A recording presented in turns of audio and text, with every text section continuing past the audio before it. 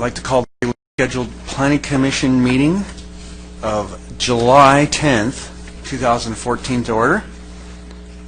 Please note all commissioners are present, and I believe Vice Chairman Verplank will lead us in the Pledge of Allegiance to the flag of our country. If you'd all please rise. Ready? Begin. I pledge allegiance to the flag of the United States of America and to the republic for which it stands, one nation under God, indivisible, with liberty and justice for all. Thank you.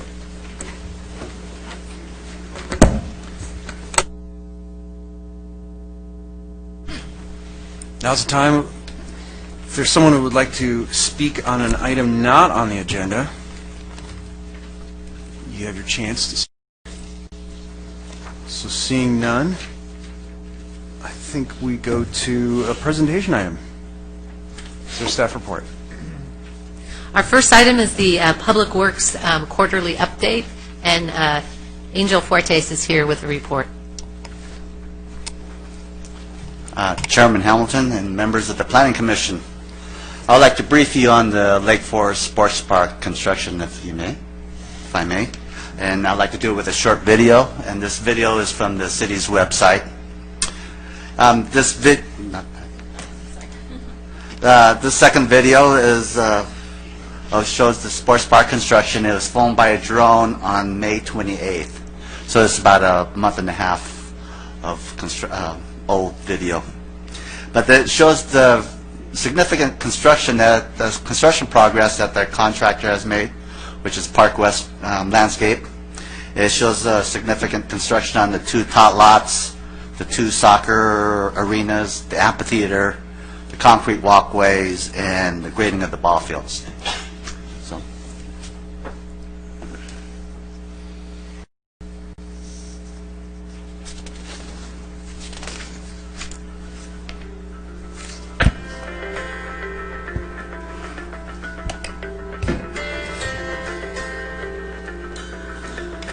That white area is the amphitheater. It just threw some lime on it.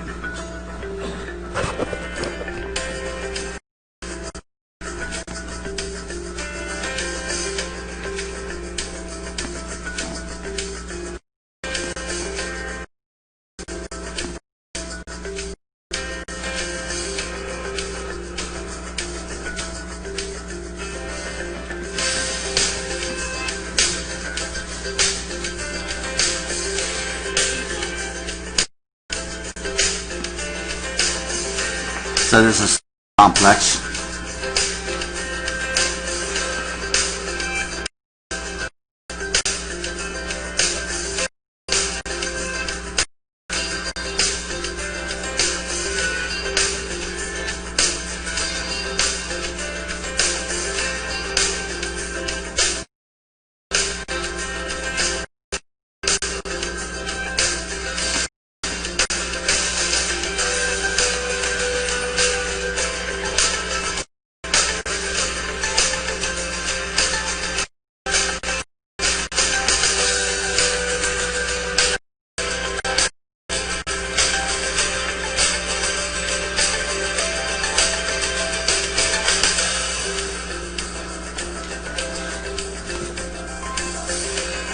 The concrete subcontractor put this video together so you can see a lot of concrete work.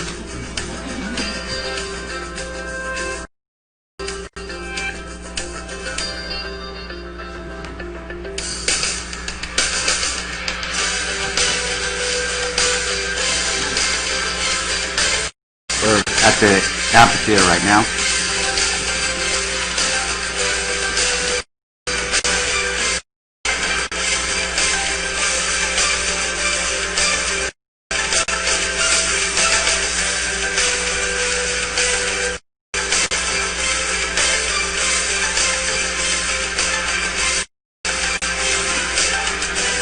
This is 2 tot lots, and there's a dry riverbed that is being constructed right in the middle of it.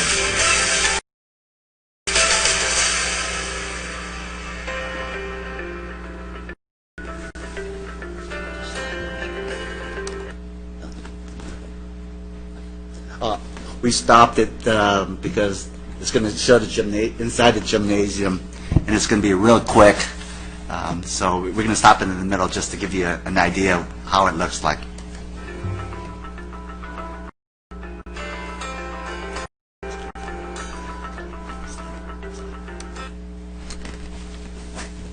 It's the recreation building, or the gymnasium's done. Everything works inside, and it has up to 2 full courts and 2 full volleyball courts.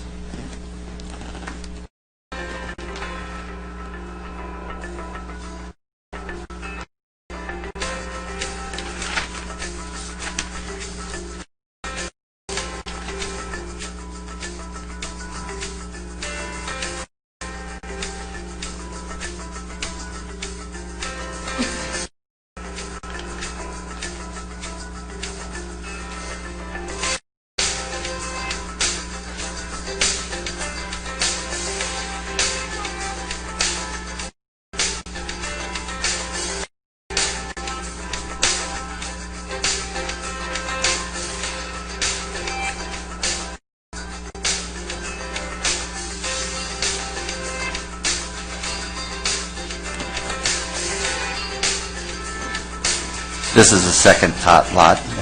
It's incorporated within the fields.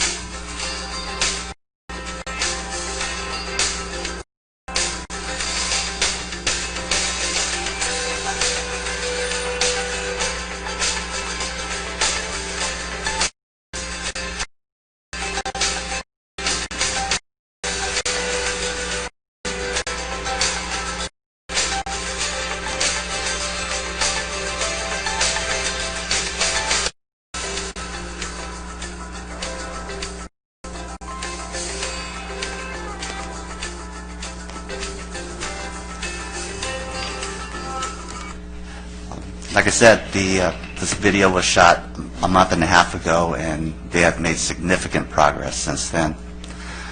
Just to give you a status on the construction, the construction started last July, and they are about 75% complete with the construction. The recreation building is 99% complete. We just got to bring in the furnishings and some of the electronic equipment. And the sod and the synthetic turf will be installed in October, so you see a lot of greenery. And the contractor is on schedule to complete the project in the late fall of this year. And that concludes my presentation. Great, thank you. Any questions from the commission? I do. I have questions. The baseball fields, it looks like the depth of the fields is varied. Am I seeing that correctly, or are my eyes a little blurred? And what are those distances? Can you share that with us? Do you know? I believe the 4 baseball fields that are back to back, they have the same dimensions, and I believe it's 300 feet. 300 all the way around? All the way around, yes. Okay, thank you. And there's a 5th field, a softball field, which is significantly smaller.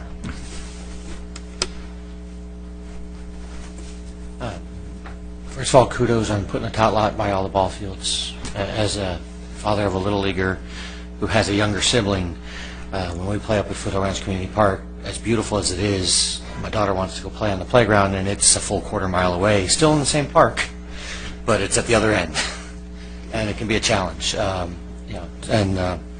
So I think that's a great idea. My question is, it looked like there was some sort of structure up over the top of the tot lot. Is that going to be some sort of screening so that foul balls aren't an issue, or because it's right between 2 different fields, and I can just see 4-year-olds climbing on something and 9-year-olds hitting foul balls, and not necessarily a good combination. So, Yeah.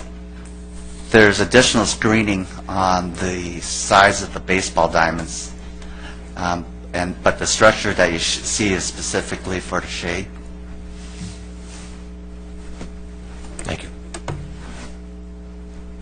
Any other questions? Great, thank you very much. Thank you. It goes to agenda item number 2, consent calendar. Do I have a motion? I'll make a motion to approve the consent calendar. A second. Okay, motion is second. Let's vote.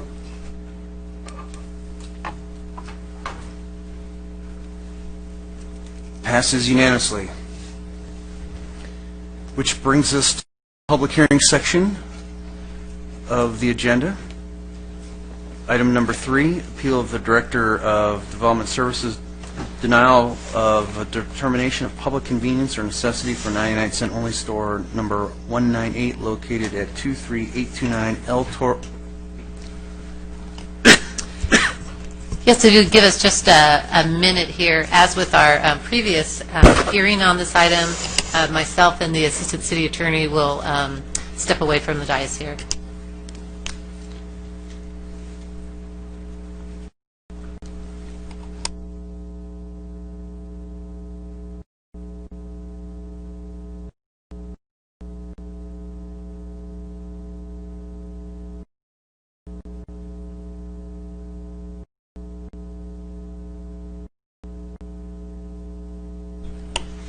And I'll finish off, it was on El Toro Road.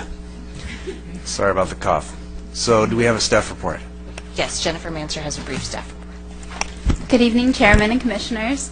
This item is the appeal for the Director of Development Services denial for determination of public convenience or necessity, or a PCN, for the sale of beer and wine at the existing 99-cent only store located in the Lake Forest Marketplace on El Toro Road. In September of last year, the City received a request for the determination of PCN. The Director of Development Services at the time determined that the material presented by the applicant did not include sufficient facts or information to adequately demonstrate that public convenience or necessity would be served by the issuance of an additional license in the census tract, and the application was denied.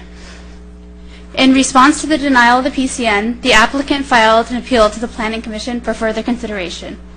The Planning Commission has held 2 public hearings on this item on May 8th and June 10th. At the conclusion of the June 10th meeting, the Planning Commission approved motions to reconsider the item and direct staff to bring back an approval and a denial resolution to this meeting. Included with your agenda report are the 2 requested resolutions. The findings in both resolutions are based on discussions of the Planning Commission at the 2 prior public hearings. The appellant for this item is in the audience tonight in a brief presentation. We also have Sergeant Keller with us from Lake Forest Police if you have any crime or police-related items, and I'd be happy to answer any questions you might have. First, the attorney, our special counsel, Matt Silver, has a couple words for you. Thank you. Good evening again. Nice to be here with you. 2 quick notes. Number 1, if any members of the Commission have had communications with folks outside of this meeting, such as, I don't know if anybody occurred, but the applicant or members of the council or each other, now's the time to, I'd recommend disclose that fact. That advice also stands for the next item as well. The second thing is that since we brought back 2 resolutions, one for approval, one for denial of PCN, with regards to the denial one in particular, there are a few findings on there where I would recommend that the Commission try to elicit as much specific testimony as possible if the Commission wishes to keep those findings. An example would be finding D on page 3 of 4 denial, which is regarding ease of access to alcohol and a correlation to negative impacts in crime and health and safety. So to the extent that the Commission ultimately wishes or gets to the point where it adopts that resolution, I would recommend that it be revised to include specific findings to support that. All right, I guess I'll go first. I said hello to the applicant this evening, and I have probably had discussions with people on the City Council and or my colleagues. I had a phone conversation with the applicant. I had a question regarding the violations that Commission had brought up at the last meeting, and I wanted to clarify that with the applicant. So it was a phone conversation. And hi, Steve. Now I've said hello to him. I had a brief conversation with Steve Rawlings on the way in. I had one brief conversation with one member of the city council.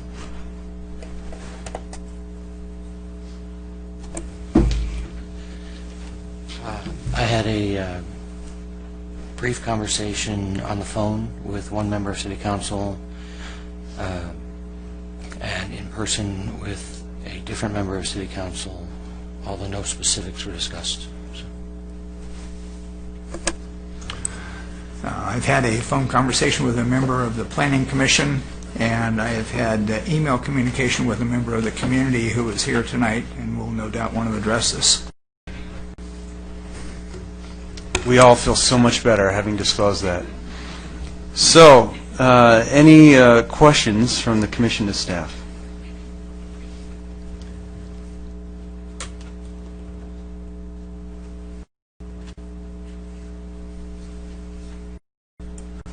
I have one possible clarification. I believe that the Cheerios market that's within the census tract is now, was sold and is now called Valentina.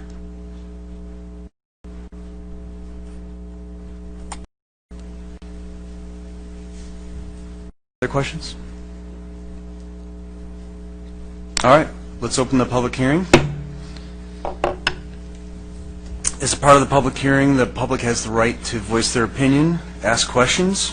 I can speak for all of us on the commission saying that we appreciate all comments and questions, and to ensure the public hearing runs smoothly in accordance with established approved procedures, staff and/or the commission will address applicable comments or questions after everyone has had the opportunity to speak. If you could please state your name and city of residence, fill out a speaker request form. And I think first on the agenda is the applicant, Steve Rawlings. Good evening, Mr. Chairman and Commissioner. Steve Rawlings from Marietta. Much more famous than it was 2 or 3 weeks ago. Unless you've been on a different planet, you missed a lot of fireworks there. A little side note, Mayor Long and I served on the Planning Commission for a number of years, and he and our business partners on we do a run called the Temecula Mud Run and a couple of other fun runs together as a little side business, and it's a good release, and it would be a lot more fun to be doing those than what he's been having to do lately. But a little side note there. Anyway, this evening, I appreciate the opportunity to come back and address you folks here, and I want to say with the utmost sincerity that having served on a planning commission for about 5 years myself, and being really, really active in my own community and in youth sports and in our city government and everything, I really genuinely do appreciate the process. And this is the third time I'm here, but, you know, I look at it and I say to myself, you know, you've got a lot of committed people here, not only from you folks, but even the folks in the audience that are here that are, you know, trying to do the right thing. And, you know, at the end of the day, that's really important. It's a great sign of a great community. And while it can be a taxing process, it is appreciated by a guy that takes our communities very seriously. So I wanted to say that, you know, before starting here, that I think in the last meeting I was a little probably visually frustrated, but, you know, in hindsight, I wanted to tell each and every one of you, I appreciate you taking the time, because I know you're volunteers and listening to me sit here and go on and on and on. So anyway, with that, I do want to I do have a presentation for you this evening, and I'm going to try to cut through a lot of the chase, but I am going to go back in and repeat a couple of things, because it feels very, very strongly that we have that 99-cent only stores can demonstrate, and I think in many ways we have demonstrated that it would be a public convenience or a necessity to allow us to sell a small amount of alcoholic beverages. And so I wanted to highlight a couple of points. And so I do apologize, there is going to be a little bit of redundancy here, but it is just simply to emphasize a couple of points there. I did want to go back and address a couple of things having to do with the violations. I work for a number of clients, large chains, and to be honest with you, there's not one chain that I've worked for that hasn't had violations on their alcohol licenses. It is, most of the time, it is simply due to employee misconduct. That is 99.9% of the issues when you're dealing with big corporations, that it is employee misconduct. 99-cent only stores employs over 14,000 individuals, and we have encountered violations of the ABC laws, which typically are selling to minors, which typically means that somebody didn't bother to card. And that's a problem for that individual that did that, because once they're caught, they've been terminated. I did have a conversation with the legal department at 99-cent only stores, and they gave me the very appropriate answer, which was that the employees were terminated, and that's all that they can, discuss on the matter there. Since those violations, we have installed the card readers as a method to prevent the non-carding which goes on. And I'm not going to look at anybody and say it's that there's not the possibility that there could be continued employee misconduct, and that we could incur another violation. It's very frustrating from a corporate standpoint to see employees do that, and we take appropriate measures as a responsible corporation does to prevent that, and we take immediate and swift action, and we take the only actions that really are available to us, which is termination. One other side note about corporate alcohol licenses. I know that some people have said, well, corporations, they just simply get the violation, they pay the fine, and away they go. The smaller business person, well, by golly, they're going to be losing their livelihood. A couple of things you need to know about the big corporation ones is, in a sense, they are tied together. Every license that is owned by the corporation is tied together. The ABC does have the authority to suspend lots of things on corporations. Each corporate officer does sign a personal liability statement with the ABC. Each corporate officer is fingerprinted. Each corporate officer has to disclose their date of birth, their social security number, their place of residence, their wife's name and her maiden name, and their place of residence and any other residences that they may own, so that the ABC can do a thorough background check of the officers. And there are officers listed on these licenses, individual people that don't necessarily get the shield of a corporation if there's just gross negligence or gross misconduct, so that there is some personal liability to some very astute and esteemed business people, so that they do take these things very, very seriously. So I wanted to address that, and there have been violations. It's corporate, it's employee misconduct, and that's not to say it's not going to happen again. And we have 14,000 employees. We have a large human resources department. We have strict standards and policies that we do follow and we do enforce. But unfortunately, things like this are going to happen. So, and obviously, I'm here to answer any more questions that anybody might have about past violations. But I'll be that's my very, very candid answer with the situation there. Do you want to entertain a question now, or do you want to wait till the end? Sure, go ahead. I'd like to ask a question. So, just out of curiosity, how long ago were these violations? You said you implemented the card. The ones that were brought up at the last meeting, the stores in Garden Grove, they happened. I believe one of them happened, and I apologize. I had this printed out, and I can't for the life of me find it out. I believe one of them occurred in 2004, and the other one occurred in 2005. So it was a while back, and and at the time we did not have the card readers in our as part of our system there, and it is installed, as part of our standard practice now, but I'll be honest, employee misconduct is going to happen, and even with the card reader, things can happen. It's a system that is designed to prevent us or somebody, not following proper procedures and policies. And how long has the card reader been implemented? It's not. It wasn't like it all went in 2010, but they've rolled them all out, and every new store that we open and every new store that we license has that installed immediately. So it continues to go forward, and obviously that would be one of the things we would be doing with these two stores. Okay. So anyway, with that, I wanted to talk a little bit about 99-cent only stores and being a little bit of a unique store. I played a video, and I apologize. I do want to play the video one more time for you folks and to pick up on a couple of things. And I'd like you guys to, to look at a couple of things there. 99-cent only stores is a very, very unique institution. There's a cookbook after it. There's many, many websites and blogs about 99-cent only stores. And they have kind of this, I don't want to call it a cult following, but they have a very, very loyal following of people because of a couple of things that they do that is very, very unique to the retailing industry. Mr. Gold, that founded the company there, made obviously quite a bit of money, but they would go in and they would buy leftover inventory from other retailers or manufacturers that had an overrun. 99-cent only stores prides itself on the fact that we've never canceled a purchase order.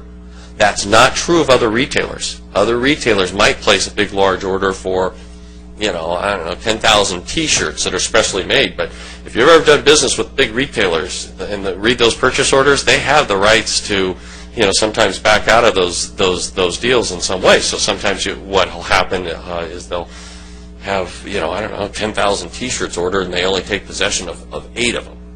Well, they get, 2,000 T-shirts left over, and so they call 99-cent only store, or we go out and seek and try to find those opportunities, and we are able to buy them and then turn around and resell those. But through that, I'll touch on how that applies to some of our uniqueness with the alcohol sales. But we do stock our shelves with, regular old products, cake mix and milk and eggs, and we have long-standing relationships with suppliers, and we get those, week in, week out. But we are famous, and we are going to continue this for being the store that goes out and aggressively buys these, manufacturer overruns or small, slight defects in packaging. Those types of products, and bring those into our stores. And we have people that come in, every Tuesday, because they know that every Tuesday the truck shows up and there's always these really unique things or great things. And that is something that's very unique in the retailing industry. And there's been a lot of articles written about Mr. Gold's policy on doing that. And that has set 99-cent only stores differently than other stores. You take a lot of your standard grocery stores, your Walgreens, and other retailers like that, they have pretty much a set buying. They buy the same products. They stock every store the same. They'll stock some seasonal items. Everybody changes seasonal items, but we're the industry's leader in coming out there and buying just leftover inventory. And I'll tell you a little bit of a story about some alcohol with that. But that's why we're able to get terrific deals on certain types of products, and we have create a really loyal following. So if we could play this one appeared on the Rachel Ray show. Rachel Ray is a huge fan of 99-cent only stores, but I want to kind of pay a little bit of attention. There's a little segment in here about a bottle of wine that the person that started the cookbook was able to find, and she'll say that she saw it $70 in another place and was able to buy it at 99-cent only stores. I forget what price she said, but it was a really... And those are some of the unique things that we do. So if you'll oblige me and watch the video one more time, I'd greatly appreciate it.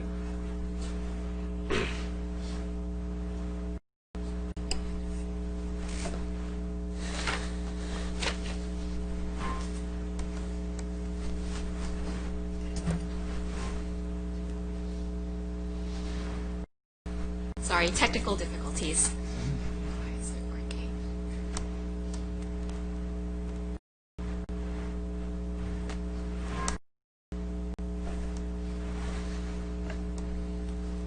I don't know why it's not working. Well, I can push on and we can come back to that.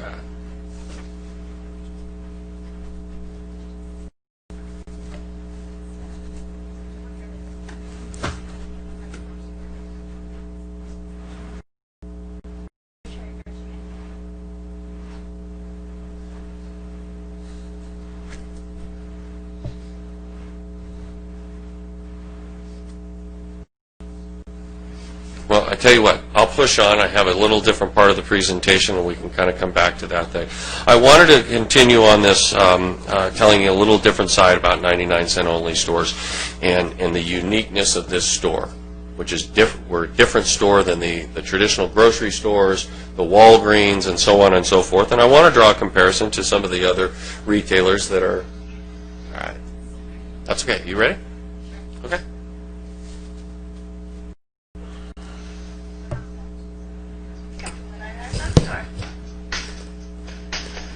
I make every penny count, and I do mean pennies. I make gourmet meals, all from ingredients that I buy at the 99-cent store.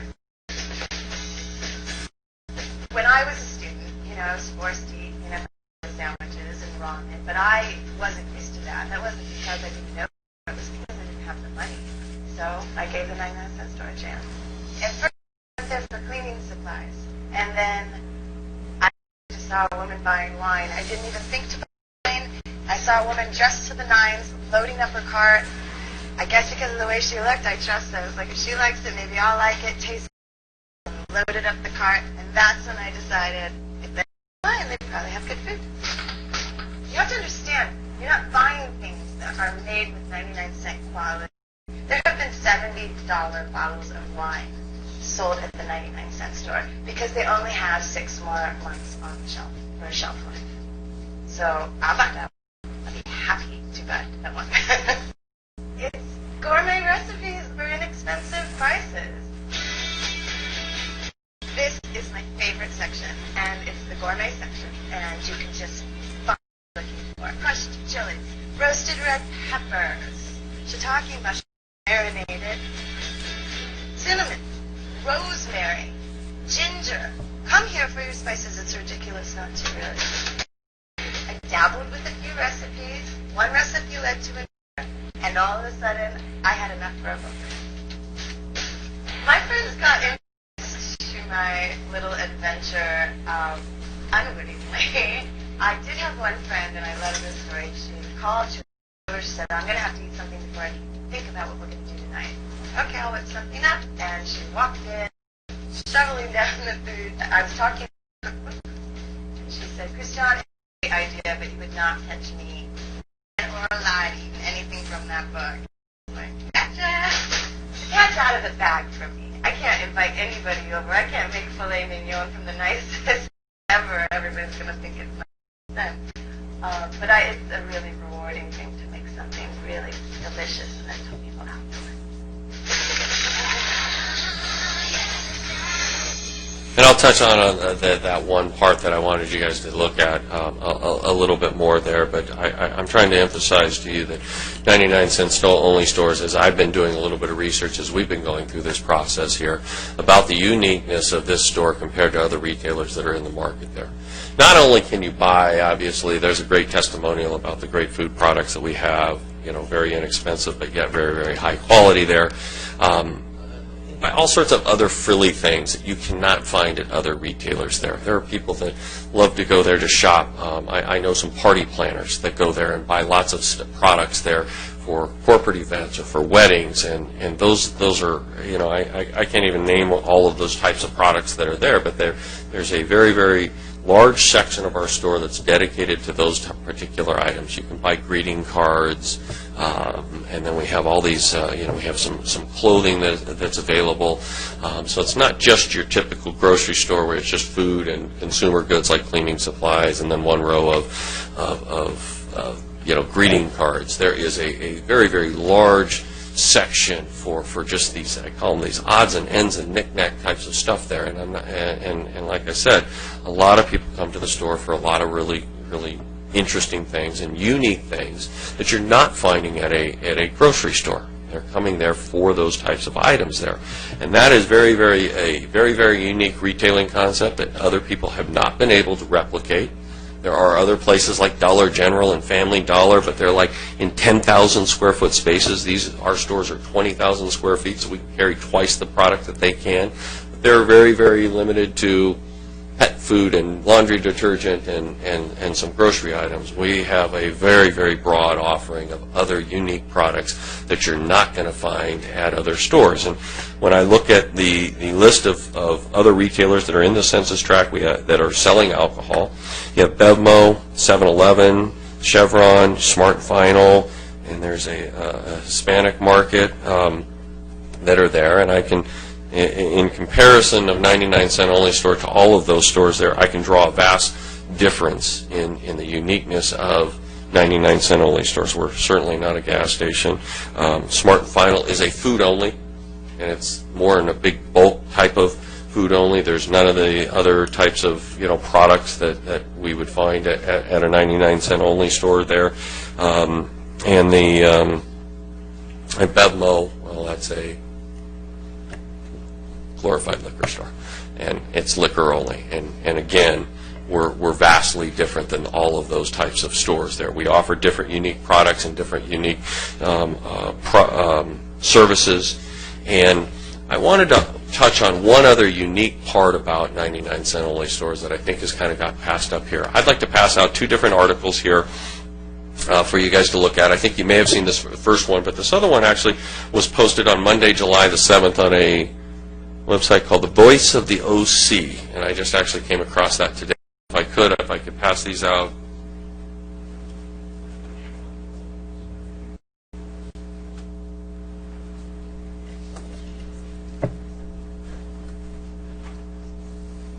And I'm bringing these to you to just kind of once again emphasize the uniqueness of 99-cent only stores and the type of store that we are that does set us apart from many other stores. So many people, I think, have a different, misinterpretation of what 99-cent only stores are. But these are really 2 great articles talking about. I'll let everybody get one before I.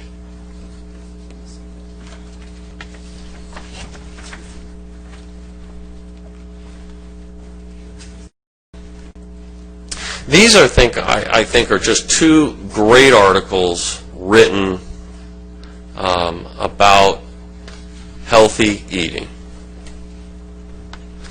One of them was done by a gentleman that is a blogger for People.com, who's a celebrity trainer, and set all of his clients up on food purchased from the 99-cent only store. And I think that it is very, very worthwhile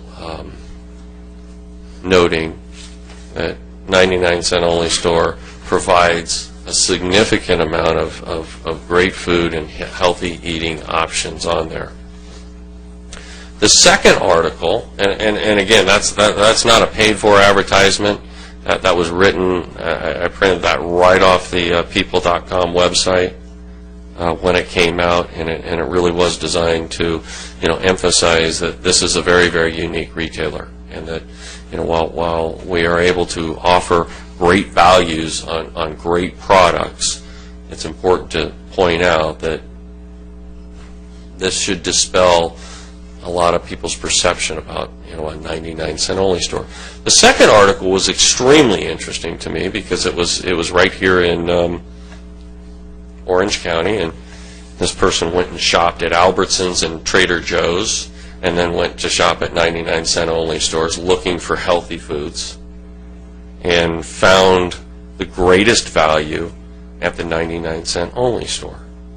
And I think that is somewhat significant because it shows that you don't have to go to a high-priced Albertsons or a high-priced Ralph's store to go find good high-quality food and have healthy eating. I think a lot of people have given this perception that, oh boy, you go to 99-cent only stores and the only thing you can find is like cheap potato chips and candy. And I believe that these go a long way in dispelling those, and that it is very, very unique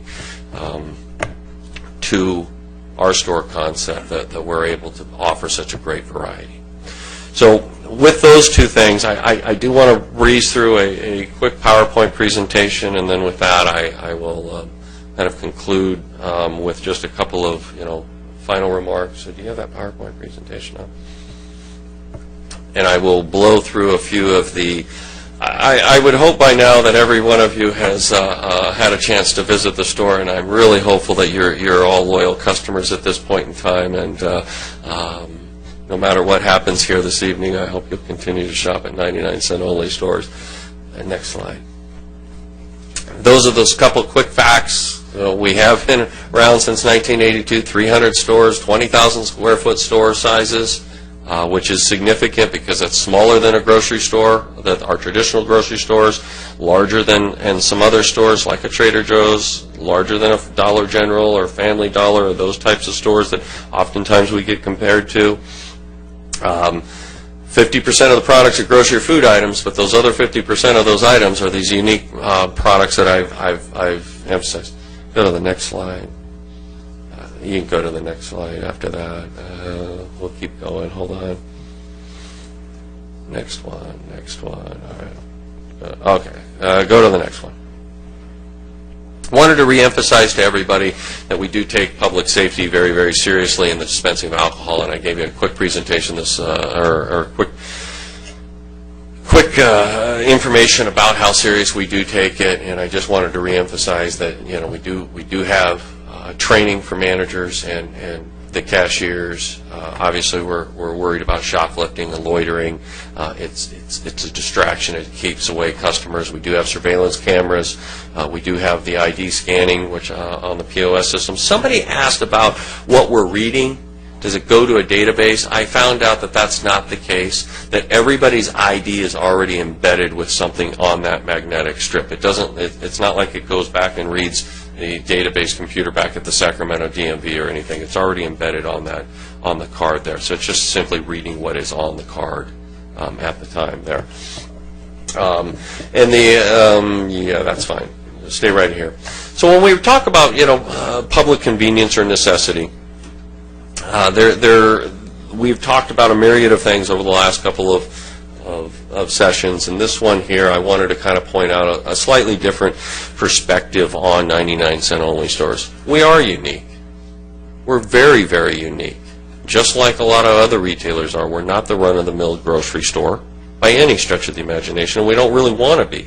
We do have a lot of grocery products there, but we're not looking to be a run-of-the-mill grocery store. We're never going to get away from buying those odd lot or off-brand, offbeat, products and being able to offer those out there. That's part of why people come to us. That's part of why there's blog sites and websites.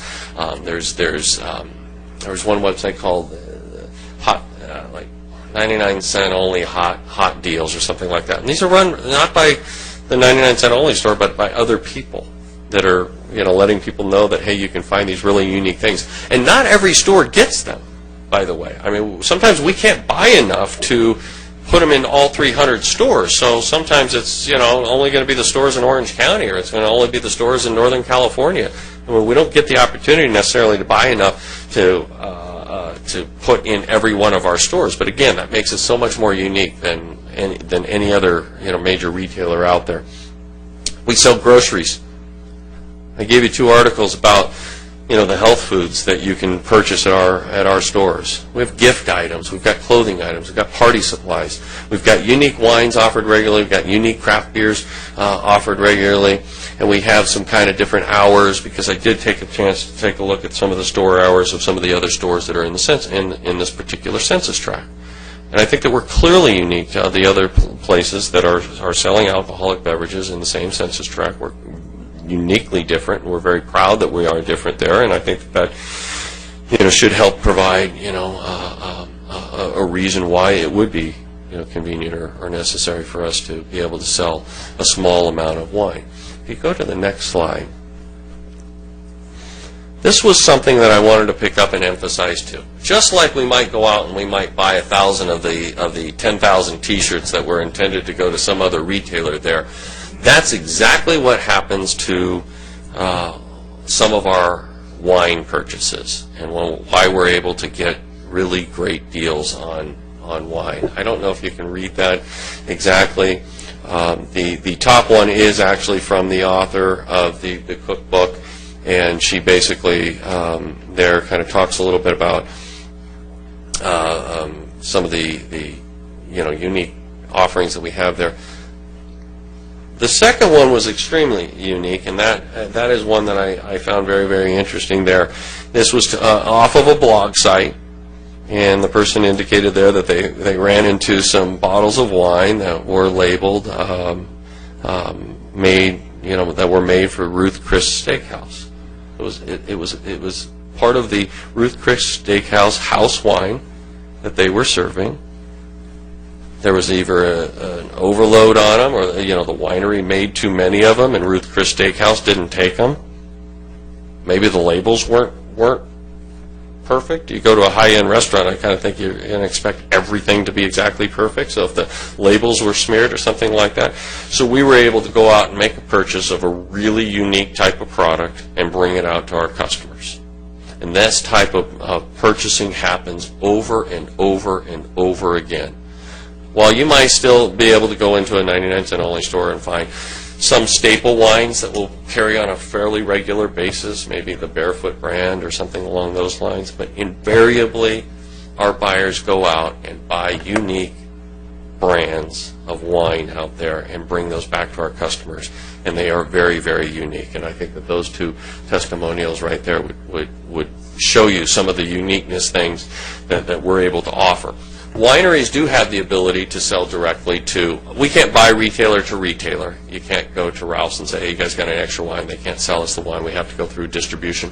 But wineries and craft beer manufacturers actually can sell directly to us. So if you do have a winery that overproduced for Ruth Chris Steakhouse and they're looking to get rid of some wine, we're able to take advantage of those. And I think most of us would assume that Ruth Chris Steakhouse is buying some pretty good wines, or at least serving some very good wines as their house wines there. So I wanted to share that tidbit of information with you to kind of possibly give you a different perspective of 99-cent only stores. I've heard some people talk about Trader Joe's, and Trader Joe's is a pretty unique, retailer too, but we offer a much broader variety of products. We're a larger store there. We're able to provide a different experience than what a Trader Joe's would be providing, and that some people I know always bring up inexpensive products as if that's a negative. And the more I the more I look into that, and all of us are cost conscious, I don't know why it's a negative thing that I don't spend as much money on a box of cereal. I've yet to figure out the logic behind that. Why is it a bad thing that there's a retailer that's able to offer good, high-quality products at prices that are very, very economical? This one article that I showed you here simply proves that, and I can't say that's a negative thing. But from time to time, I get some folks that give a negative connotation toward 99-cent only stores, and the longer I've worked with 99-cent only stores and see the products that they offer, and see the uniqueness of their alcohol offering and other products there, I just become a bigger and bigger fan every single day. And I think it's a great fit in the city of Lake Forest, and it is a unique retailer. I've asked people, name me another retailer that's like a 99-cent only store. They'll usually come up with like Dollar Tree or Family Dollar, and I'm like, they're not even close. They're small stores that just sell just the name brand products, and they don't have all of these other unique things going for them. And I love the concept. The concept is really caught on with so many people, and I just would ask you for some consideration this evening to allow us to sell a small amount of beer and wine from our stores. As I've said, 12 lineal feet, it's all warm storage, and in the past, I believe it was Lieutenant Valentine seemed to kind of, I'm saying kind of indicated, he indicated very clearly that he did not have any serious concerns with us selling any alcohol, from a public safety standpoint. While I know that there's lots of statistics out there, and there's lots of information about the perils of alcohol, but the feet on the street in the city of Lake Forest, and the person that is in charge of ensuring public safety has said, in at least the last two, has indicated that he does not have a great concern over this store selling a bit of alcohol, contributing to public safety issues. So with that, thank you so much. I greatly appreciate it. I know we have another one after this. I'll probably just say ditto, and we'll all move on. But again, thank you so much for your attention. I greatly appreciate it. I appreciate the process. I appreciate Lake Forest, and I that's about all I got. Okay, so if you don't mind, I think we're probably going to have some questions of you. Okay. And I think I'd like to start. If does anyone mind if I start? Okay, seeing none. So I think in your presentations, both tonight and the two other times when you've had similar presentations like this, I mean, personally, I haven't set foot in a 99-cent store for, I'm guessing, probably 10, 15 years before your presentations. And I think your presentations were all great. They talked about the food offerings, the non-food offerings, how unique the store is, and you know, I'd to go in and take a peek myself. I actually ran into a fellow planning commissioner whose name, her name, I will not mention who it was, and we didn't talk about the PCN at all. In the parking lot, that's another thing I want to disclose. But so you've got, I think you've done a very decent job at explaining to us about the store, but in the uniqueness of the store. But I'm not seeing, and I haven't seen like an evidence of a PCN, a convenience. And I think this is probably more along a necessity. You're talking about the uniqueness of the wines, and you're not giving like a private label. You're saying, hey, it's a Ruth. I don't know. There's an answer I think that you have there, but I can't. The law states that you have to provide the evidence, and I don't think the answer is that it's a unique bottle of wine. What is the uniqueness of the alcohol offerings? Why would you? Why are they unique, or why is it convenient? What's the convenience or necessity that's related to the alcohol? Because that's the stores. You know, you could have unique stores. You know, the selling of the food. What about the alcohol? And I think this slide is your. Let me expand on that a little bit. Again, public convenience and necessity is actually a fairly broad topic, and it doesn't, and it's not, and I take it that you've read it several times. There's no real finite yes, no, yes, no. They're rather broad topics, and you can make a finding of public convenience or necessity for a lot of things. Economic development. You can make them for. You know, in this particular case, I'm trying to make the case that you're going to find wines at 99-cent only stores that you're not going to find in other stores, over and over and over again. We do have some brands that I think are exclusive to us in the state of California. They're not offered at other retailers there. And I was trying to emphasize with this that we're the only retailer that goes out and purchases, you know, these very, very unique lots, and you're not going to find those in your typical Ralph's or your Albertsons and those types of places, because that's not the way they buy. And so a public convenience can certainly be established in saying that we're going to bring something that is not presently being offered here in the city of Lake Forest, that we will be offering a unique product set. I mean, okay, wine is wine, but in terms of the different types of wine, I believe that at least in one of the stores that's in the census tract, I don't think that they actually even sell any types of wine there, and I don't know if there are others there, but that is a reason in itself, is that there's a unique retailer with a very, very unique offering that the citizens of Lake Forest are not going to see in other retailers here in the city. And that is clearly a defensible reason for a finding of public convenience or necessity.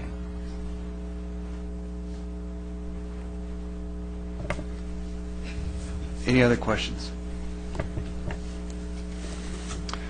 Yeah, have a couple.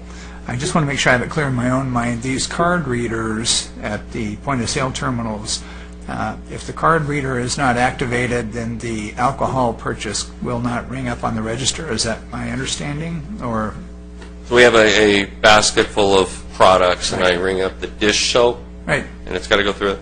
And then I ring up a bottle of wine. It prompts me at that point in time to slide an ID. Well, not at that moment in time, but at the end of the transaction, I have to slide the ID. Otherwise, we cannot complete the cash transaction at the cash register.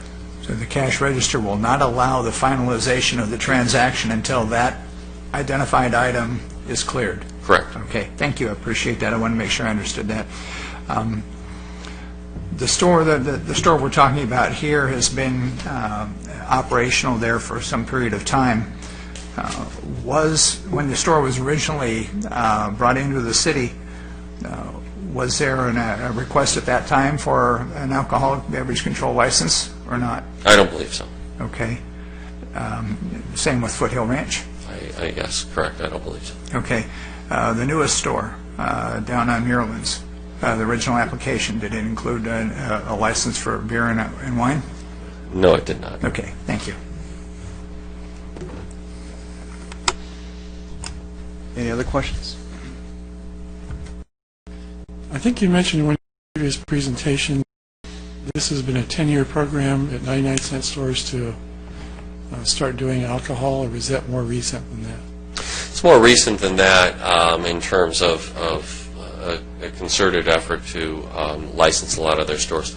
A lot of stores had licenses because oftentimes they located in spaces that I'm trying to think of the market chain name. I think it was Rally's, R-A-L-E-Y-S. I think they used to be here in Southern California, and I know that 99-cent only stores took over 5 or 6 of theirs. There's John's Markets. I think the ones in Garden Grove, actually, they ended up taking over those stores that had a liquor license. So one of them had a Type 20 license and one of them had a Type 21. The one that has the 21 was a John's Market. I know that for a fact.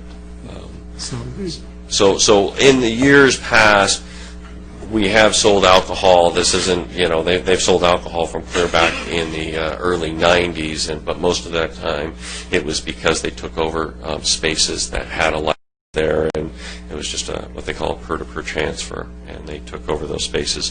But in the other spaces that didn't have a license that came with it, they just continued to operate that. But in the last 4 or 5 years, they have made a concerted effort to license all of their stores. And I have more to go. Okay, thank you. Commissioner Fuentes. Thank you. So you touched on one of the retailers that doesn't sell wine, and I'd just like to expand on that because I went on a wine search in track 524.11. And actually, you cannot buy wine at the El Toro Chevron, and you can't buy wine at Hiero's Now Valentina, but you can buy those big, huge, cold things of beer there. And at 7-Eleven, you can get some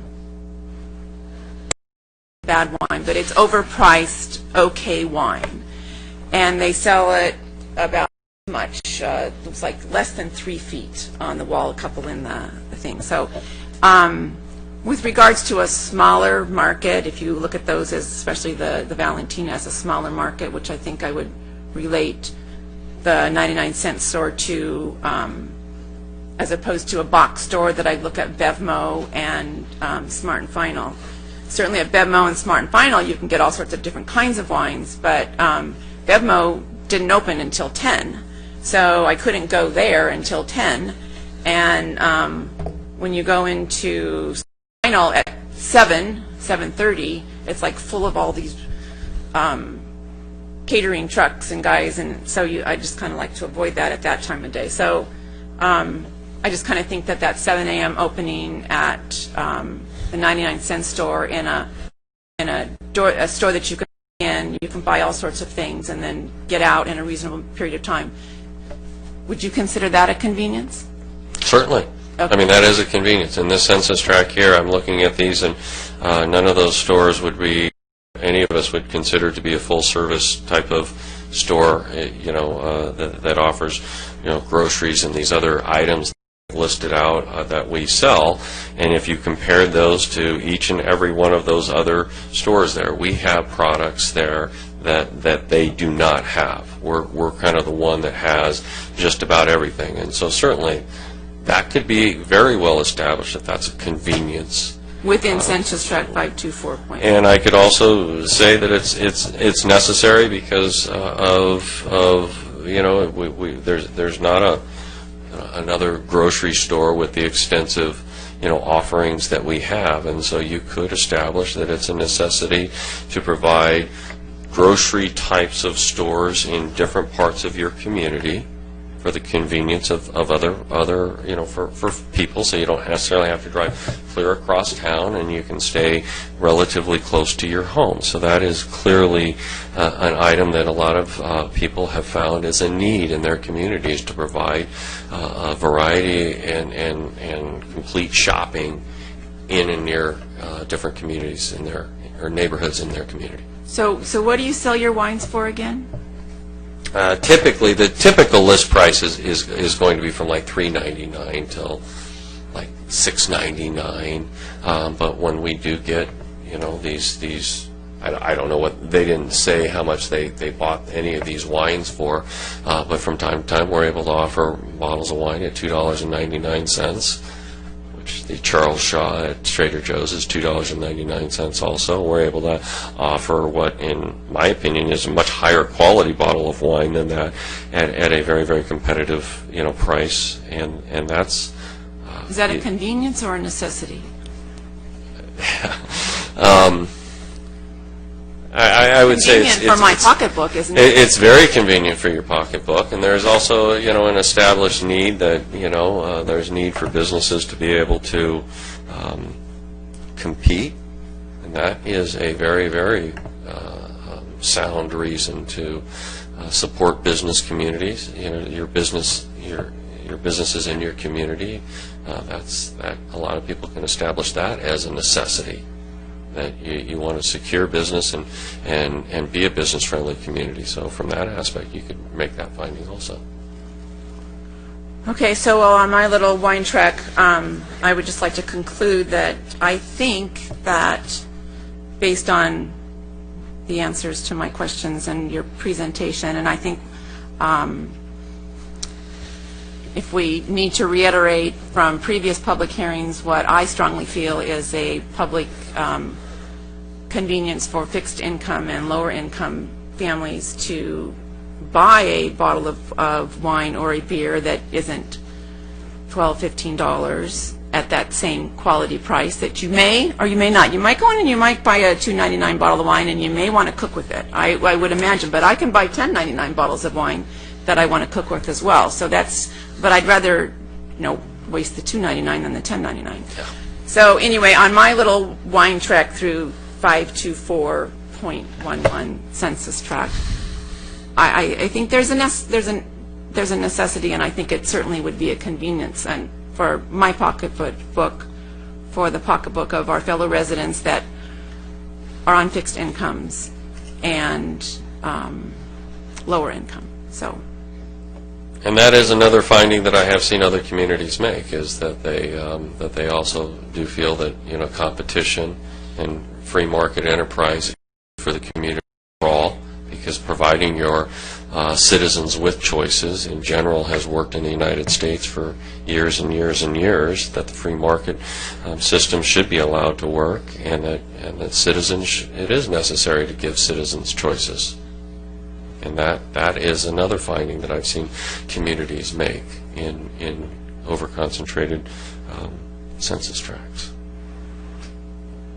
And this is a case where I think that you've got a retailer that is that has, I think, established a good market base here. I think we've acted very responsibly in your community. We've expanded into a third store here, and that the case could be made that in order to support, name brand companies to continue to come in and locate in Lake Forest, that you could make that finding also there. Any other questions? I just have a brief observation. As a chef, I don't like to cook with any wine I wouldn't want to drink by itself. Well, I'm just going to make a comment. I'd just like to say you probably haven't had my cooking yet.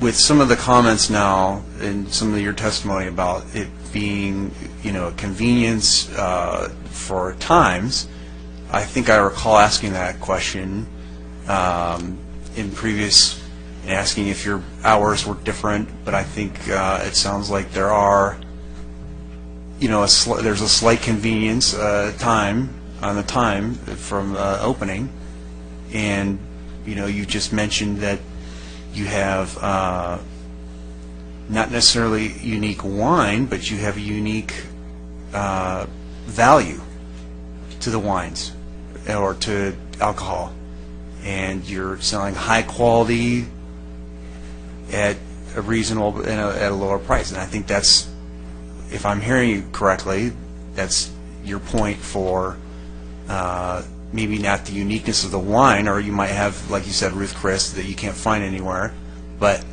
you're sounding, I'm starting to hear. And let me touch a little further on there. I think you will find unique wines. We don't. There's not one. We're not selling wine in your community right now. But when you go into a only stores, you're going to find brands in there that are high quality brands that you're not finding in other retailers. We import wines from Australia. We import wines from Italy. We import wines from South America. We do have some American wines here, but you will, by and large, find brands that are in 99-cent only stores that are not in other stores. You got to remember that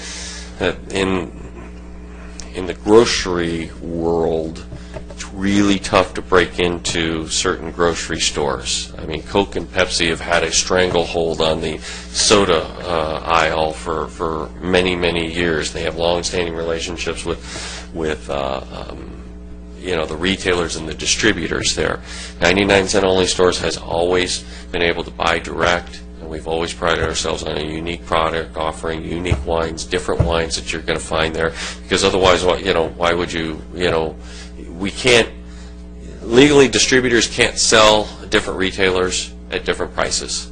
It's a federal law that you can't do that. If you're selling me a case of wine in your Southern Spirits, you have to sell it to Ralph's for the same price you do, 99-cent only stores. But if we're buying directly from a winery, then Ralph's and these folks aren't going to those wineries. They're not seeking out those. Our buyers are seeking it out. And if you read some more about 99-cent only stores, that was Mr. Gold's philosophy, was to go out and seek great value for the customers and unique product offerings. And you will find that with that. I didn't even mention the craft beers. With a lot of craft brewing companies coming forward here, you know how hard it is for a local brewery to get their products sold by Smart Final, CVS, Ralph's. Try it. I know a lot of guys that have opened them up. I've licensed a lot of them there, and boy, they don't have a lot of retail sales, and a lot of them have shut down because it's really tough to break into those things. But you can come to a 99-cent only stores, and you can make deals with 99-cent only stores, and we can, some of those cases of beer that you need to sell, we're the right kind of buyer for that. Where you would have a tough time calling somebody up at Albertsons and say, hey, I got a bunch of extra inventory of this craft beer, and they're going to say, who are you? And we're the only retailer for years that used to have open vendor days. You know how tough it is to make an appointment with a buyer at a large retailer? I mean, it's a trick.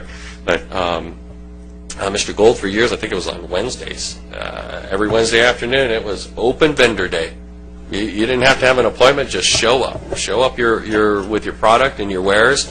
And while that practice isn't done as often as it once was, it is still that type of environment at 99-cent only stores. So, we're offering more and more of the craft beers from some of the local breweries, and that has been a big hit with our customers also. And again, that is something that's a unique offering that you're going to have a tough time finding in any other retailer here in Lake Forest is somebody that's carrying some relatively local craft beers.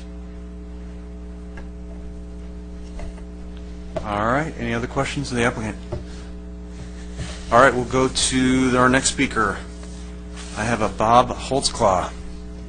I hope I said it right. Yeah, you did. If you can just restate your name and city of residence.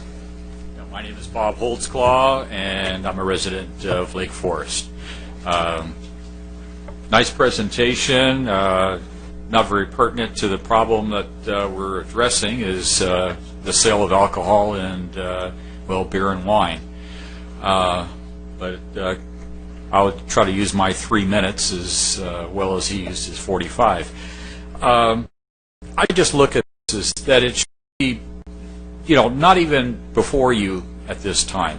This should go back to the city council, and they should make a motion, they should make an ordinance of how many stores should be sold, be selling beer and wine, and hard as far as that goes, and then it should come back. If it's oversaturated area, which is actually in both areas which we're requesting, they should either pay a license as it exists or wait until something comes up. If they change the area, you've already had, like I mentioned before, a mom and pop grocery store who requested to sell liquor, and the city council turned them down in the same area because of oversaturation. Now we look at a 99-cent store only, and it's a different story. We're talking about also, if anything's legal, we should be able to, that's the limit. Well, are we going to go back to the marijuana medical things again because it's legal? These things here have to be sorted out by the city council, and it can't be just pushed on you people because you're appointed, and then all of a sudden, hey, help me out here. They've got to stand up for themselves, and this has got to be a situation. It's something like what color a building's going to be, or how far, what kind of, I remember once here you okayed a sign. Well, that's different. When you're talking about alcohol or something important or something like this, the city council should first address it and lay something down with the city attorney and the city officials here for how many people are going to, because I tell you what, if you okay this, every one of those mom and pop grocery stores over there are going to want the same thing. Well, you did it for one person, why not another? And I hope, ethically and morally, I hope this has nothing to do with favoritism. So, thank you. I wish I. Thank you for your comments.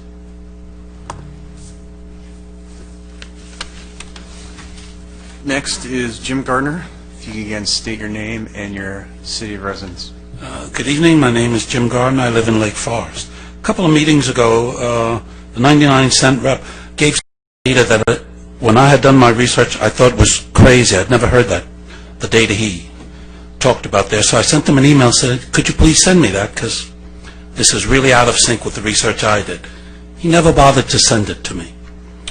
The information he's giving you tonight, these are unique values, these are unique qualities. Oh, we do this, oh, we do that. That's him talking, with all due respect. He's got a commission to make, he's got a sale to make.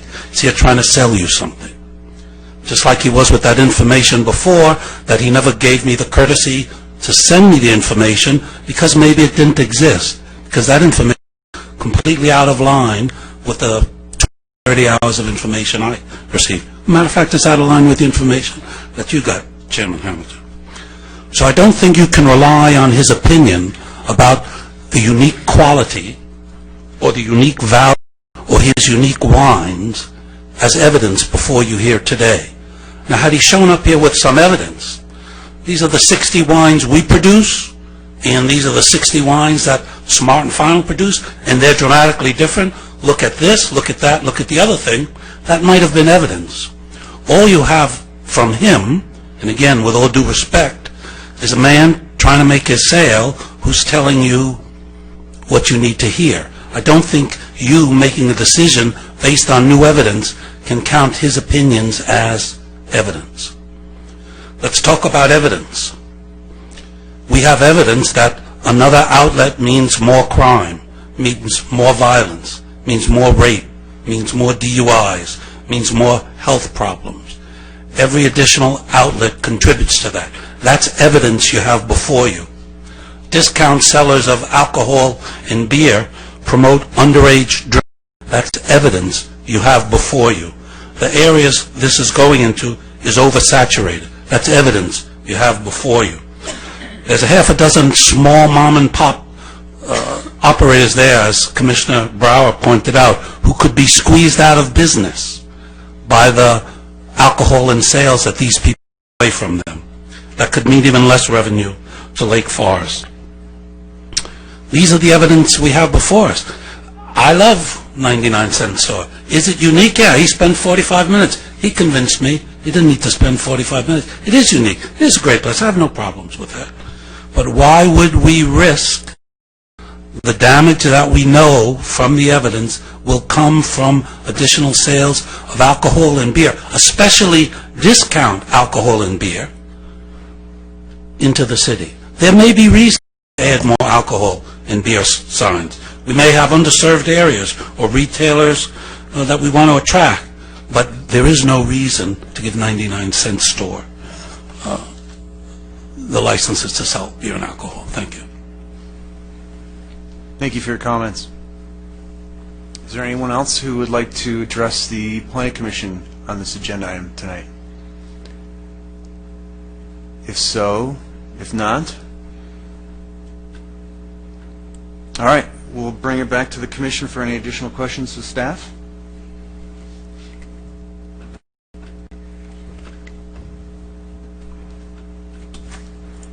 Or Commissioner comments. I have a question. Question. Sergeant Keller, thank you for coming. Has the police department, you and Lieutenant Valentine, changed your opinion since May 8th on whether or not there's a significant crime problem with issuing this license? No, ma'am. We have not.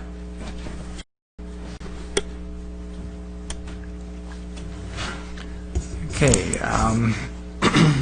like the rest of my fellow commissioners, this has been one that we've been going back and forth with, and I made some notes, and it came down to Chairman Hamilton brought out this at the beginning, the burden of proof rests with the applicant as to whether there's a convenience error and or a necessity established here.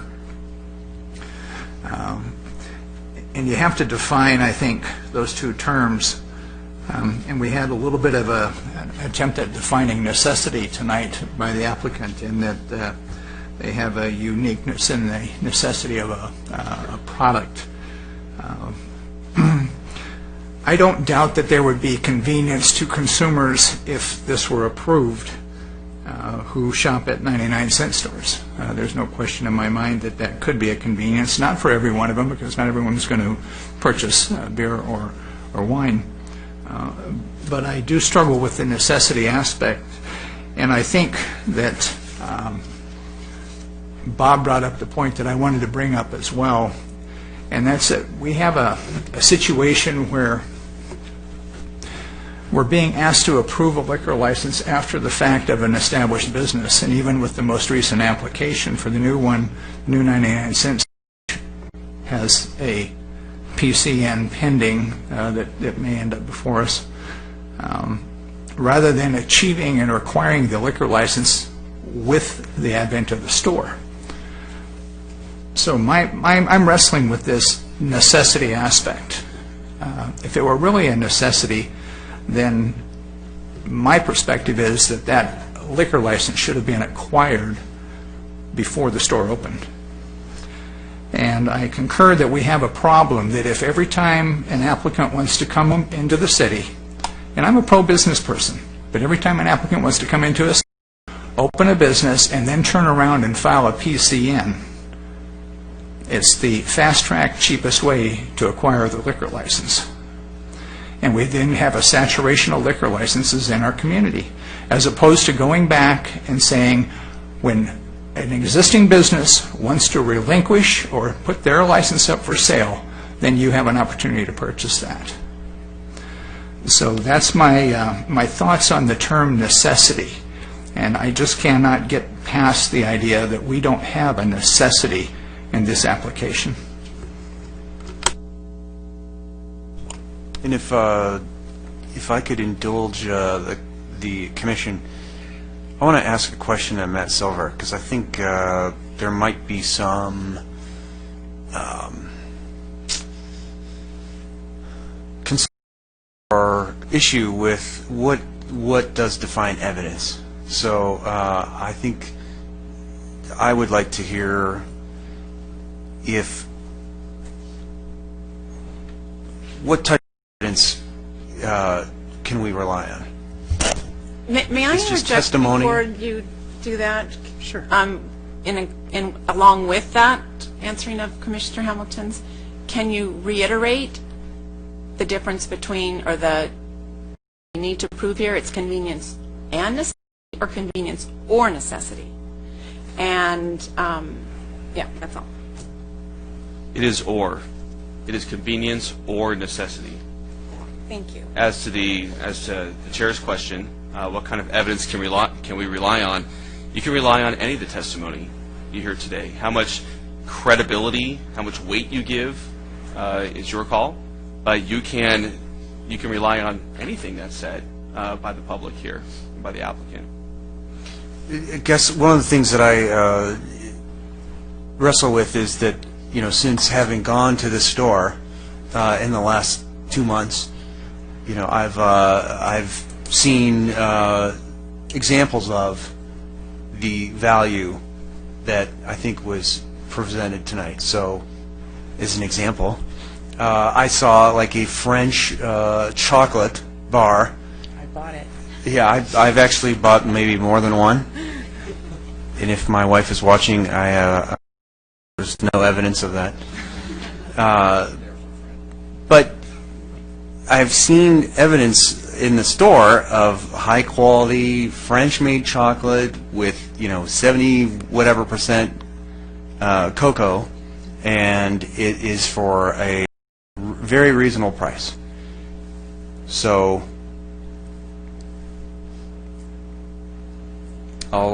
any other questions? Or if we can go back to comments. I still have questions. Commissioner Verplank brought out that perhaps it would have been the business owner's duty to acquire a liquor license prior to opening a store. Can you expand on that, Mr. Silver, with regards to, for instance, with the store in Foothill Ranch, let's say? Can one just go acquire it if they decided they want to put in there, or do they have to, is it available to do? I'm sorry, could you repeat that? Well, he says that he should have bought the license when he opened the store. Is that easy to do? I'll defer that one to staff. Jennifer can jump in here. She's done a lot of research directly with the ABC. Undue concentration is undue concentration. You can't purchase a license from a different census tract and use it in this census tract, in either the Foothill Ranch or the El Toro. There has to be a license available. So it may have been impossible in the census store to purchase a license when they brought the store to our city. Possibly.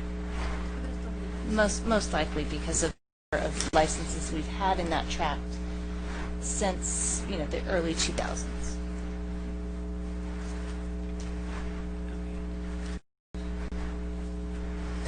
So that would imply that 99 cent stores would have known when they opened a store here that their chances of getting a liquor license were limited to the PCN.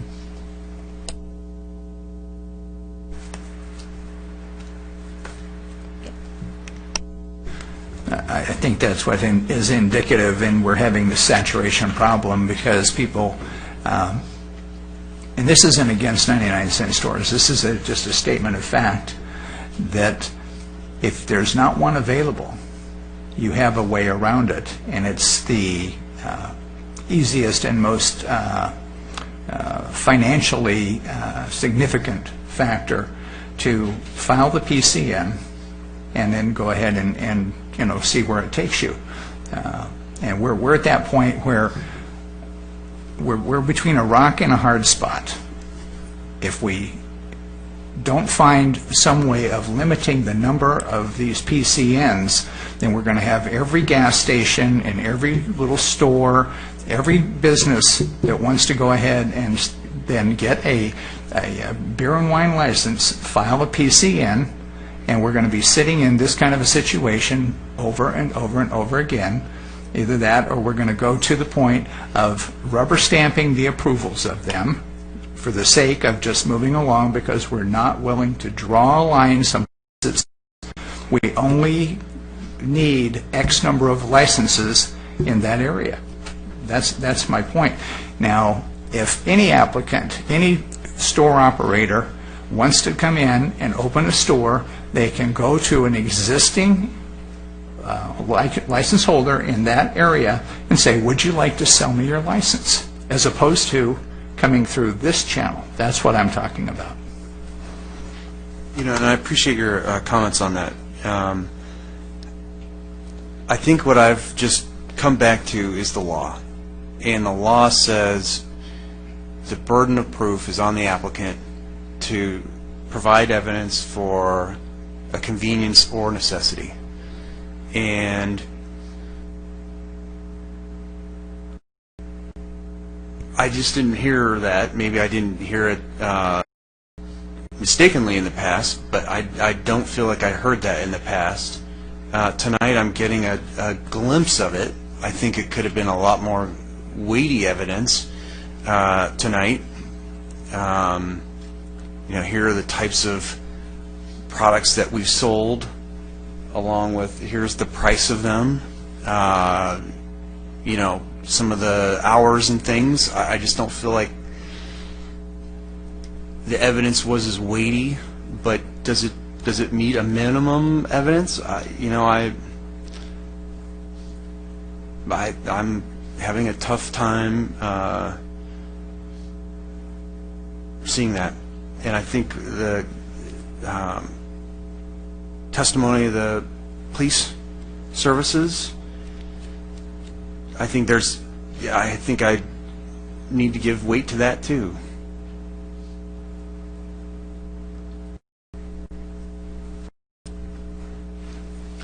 I think part of our problem here is that we don't have any kind of an established policy of how much is enough. The real bottom line issue is that the PCN that's out there was arbitrarily set by the state of California. It's an arbitrary number. 3 census district is frankly an arbitrary number. I think the whole reason that they implemented the PCN system was to give cities the opportunity to say, okay, well, if you want a few more, well, yeah, you can go ahead and, here's the system to get them. And I think, you've got some cities, I think, CJ commented before, there was like 17 of them in the same street corner in Santa Ana. Well, Santa Ana just approves everything that comes along. I don't know that that's right for Lake Forest. I think part of the problem we have is that we're now in a position as the planning commission basically make a decision of how much is enough. What is the real section number? And I think we have a choice. We can sit down amongst ourselves and work with the staff with what we believe the proper standard should be, or we can throw it back on the city council and wait for a long time. But I have a feeling it's going to come back to us anyway. I mean, at some point in time, we've got a choice. We can either come up with a standard and say, do you agree with it? In which case we can take that stance, which may be a better one, or we can throw it back to the city and let it sit for a long time because their plate's really full right now. And I think, I'm not here to fault not dealing with it. I think they have plenty of other things they're dealing with right now, but I think maybe part of our job, and to go back to something Mr. Fuente said before, is our job is planning. Maybe this is part of the planning challenge that we have. And I think we should work with the staff and say, okay, what do we believe the right PCN number is? And what's the criteria we use to establish that? I think that if I sit back and look at it, I mean, we look at how many, outlets are in a particular census district. Well, some census districts are allowed none because they're residential. We have other commercial districts. The demographics of the stores might change the number of PCNs that we show in that area. We really don't have a standard that tells us what that is. And I think we need to look at, well, what are the real set of standards we want to use as the City of Lake Forest to determine how many PCNs we want to issue. Now, we can issue enough PCNs to go up to the moratorium limit, but I don't think that that's what anybody in this city really wants ultimately. I don't fault the uniqueness of the 99-cent store, but the problem is I can go down to the local Ralph's store a block from my house and buy $3 wine all day long. So the price is not the issue. The uniqueness may be the issue. That's Mr. Rawlings is pushing that because he knows you can go buy $3 wine at Ralph's. Now maybe Jolene wouldn't want to drink it, but because she's the wine connoisseur here. But I think that part of our problem is we do not have a standard by which to work from. We do not have a guideline, and we're going to have an issue forevermore if we don't establish it, or send it to the City Council to establish one. But I'm not sure that that's the thing that we should be doing. I think we have a responsibility to give them a recommendation and say, do you agree with it or not? As far as I'm concerned, I'd be very happy to hold off approving any of these PCNs until we have time to work through this and work with the staff and see if we can come up with a reasonable guideline that we can go out to the rest of the world and say, okay, this is how we establish the approval of PCNs. So we don't wrestle with this for another month with the next guy that comes along. Because the problem you have, and you kind of hit on it, I think, Commissioner Verplank, was that it's a slippery slope. The more you approve, the worse it gets. And it gets tougher each time you go down the road because now you've reduced your options. And I'm personally of the opinion that we don't have enough information, I don't think, at this point, and I don't think we've necessarily asked the staff all the right questions to be able to form a guideline that makes sense. I don't want to, unfairly penalize 99-cent stores because we don't have our homework done. But I think in reality, we do not have our homework.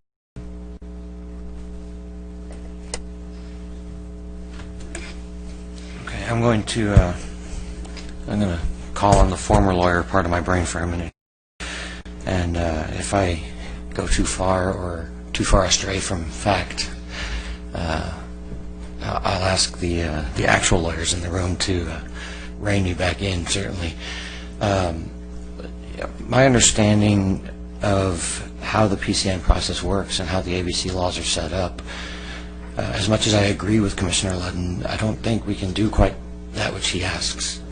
As much as I agree with Mr. Holtzclaw, I think we can come closer to what he's asking, although I do think it's City Council that has to do it, and I'll expand on that in just a moment. But the way the process is set, there's a state law in place. We don't have the power as a city to come in and say, I know you've told us this is the process by which we approve oversaturations, but we're going to set a preset number. I think we're required to look at each particular application as its own standalone and run it through the process.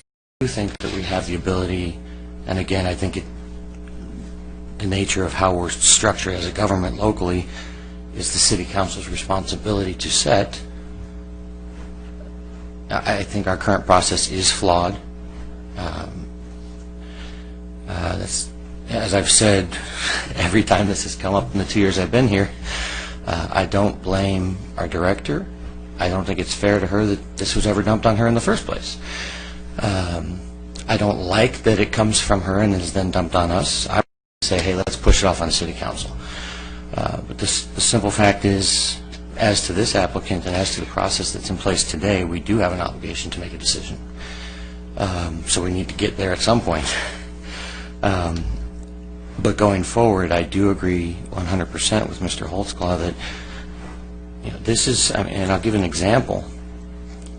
And I only choose this example because it's recent. Our current council member Adam Nick and his lawsuit with the city, I don't even know if it's still going on. paying attention because nothing really happened in so long with it. But all that side, that mess aside, that whole fight, whether he's right or wrong, the courts can decide. That whole fight started because when Adam Nick bought the gas station that he's in, he said, well, in my opinion, he wasn't savvy enough to also get the license with it.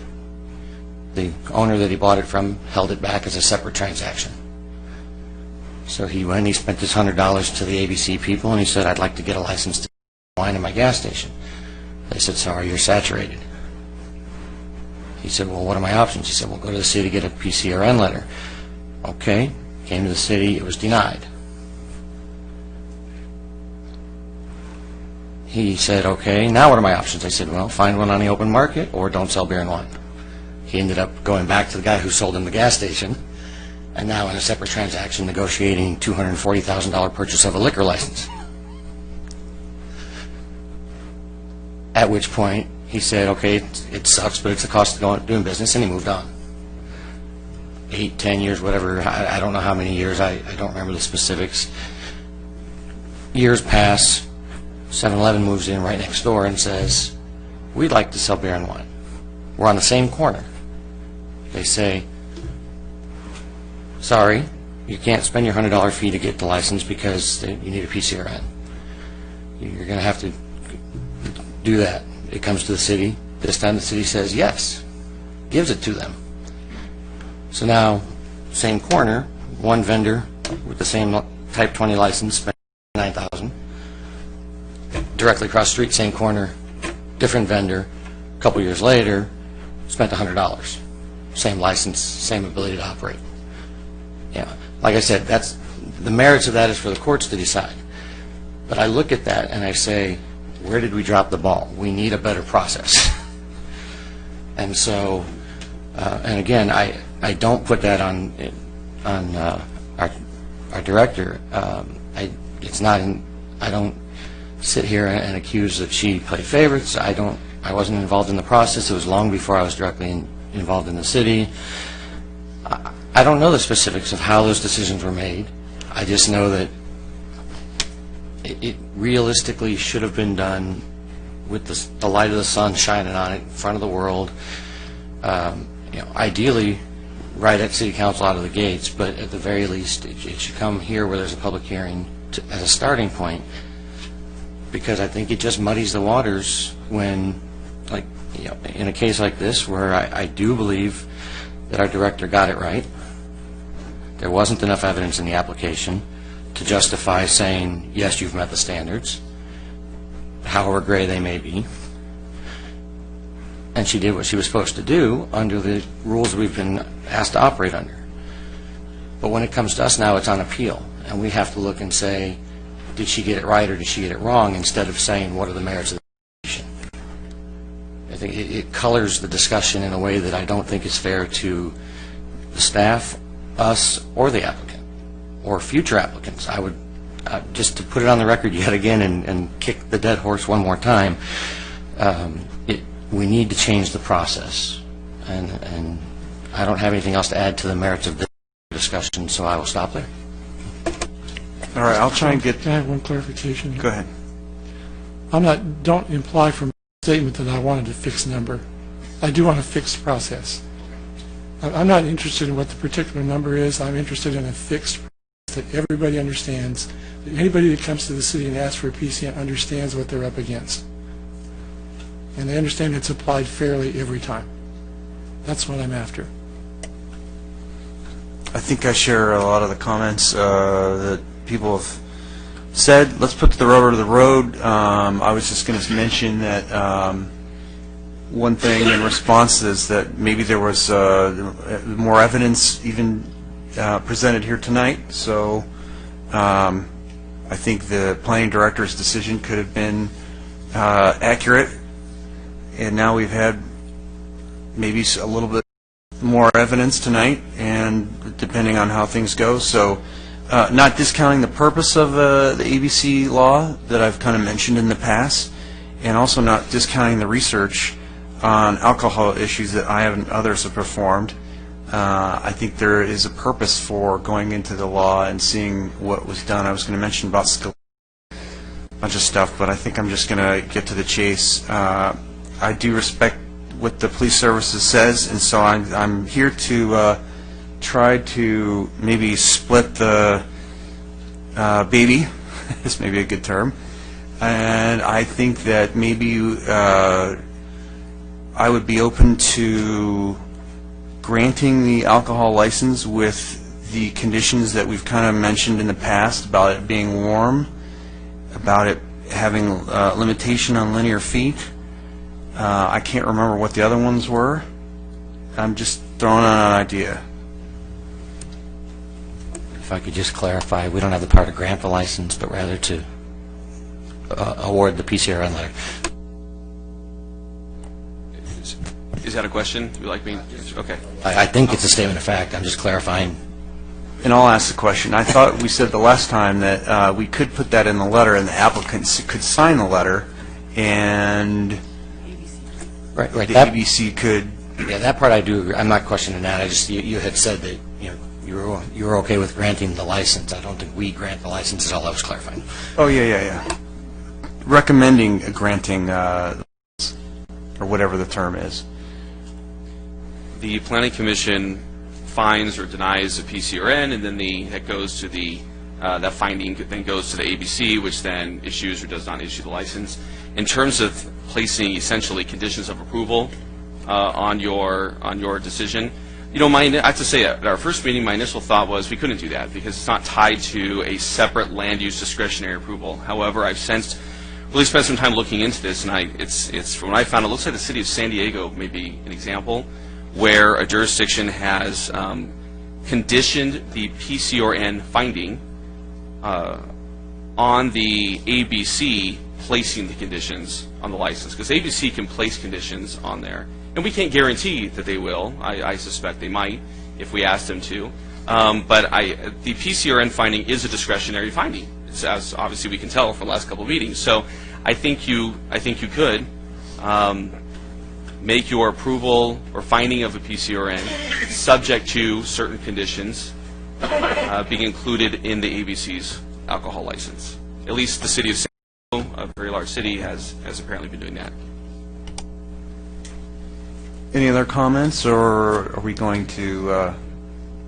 Just Mr. Rawlings, one question. On some of the licenses that you have issued, they're tagged with the ABC as limited use, or they have limitations on them? It just says the word limited use on there. Yeah, it says limited use. A lot of times that's probably referencing conditions on those licenses there, and I said previously that we would voluntarily agree to conditions, and I think you are correct. If you can put it in the resolution that you are approving based on the representation that we would voluntarily agree to that, and then if later you find out it doesn't, it sounds to me like this that then you could undo everything that you had done there. The problem is once it's issued, it's issued. Unless ABC goes in and enforces it accordingly. But well, no, the city would have. I mean, if you were led to believe I was going to voluntarily do it and I didn't do it, then I don't want to say the word duped, but you were, that was the reasons for your findings. Then you have legal action yourselves on that situation. Is this a moratorium county? Moratorium county? They don't issue original licenses anymore, correct? Or not? Okay, you do issue. Do you agree with that, Mr. Silver? Do you agree with that comment? I generally agree. I think there's a couple differences. I think my position, from what I've looked at, is that if you were to place conditions on your PCRN finding, it wouldn't necessarily matter if it was voluntary. The ABC, you could request the ABC place them on the license. And the ABC, I would imagine, might do that. Secondly, in the event that there are alcohol-related violations, ABC has a stiff enforcement program. And the city also has separate nuisance and legal remedies available to it for businesses that, irrespective of what we do here, they have to comply with state laws. And if they violate state alcohol laws, there are remedies available.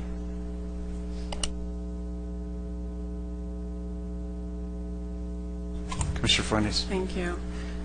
So, I think in a perfect world, if the 99-cent store could go to Bevmo and say, will you sell your liquor license, and they did, that would be nice, but I don't think that's going to happen. And with all due respect, Commissioner Verplank, that's just not going to happen.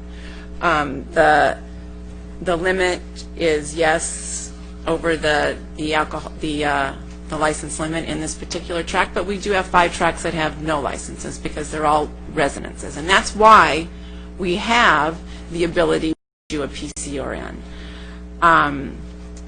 I think in this particular tract there are 2 that do not sell wine, and there's 1 that sells very limited wine, so you only have 2 big box stores that are selling wine. I think even Commissioner Verplank said tonight that he thought that there was a convenience. He said we proved a convenience.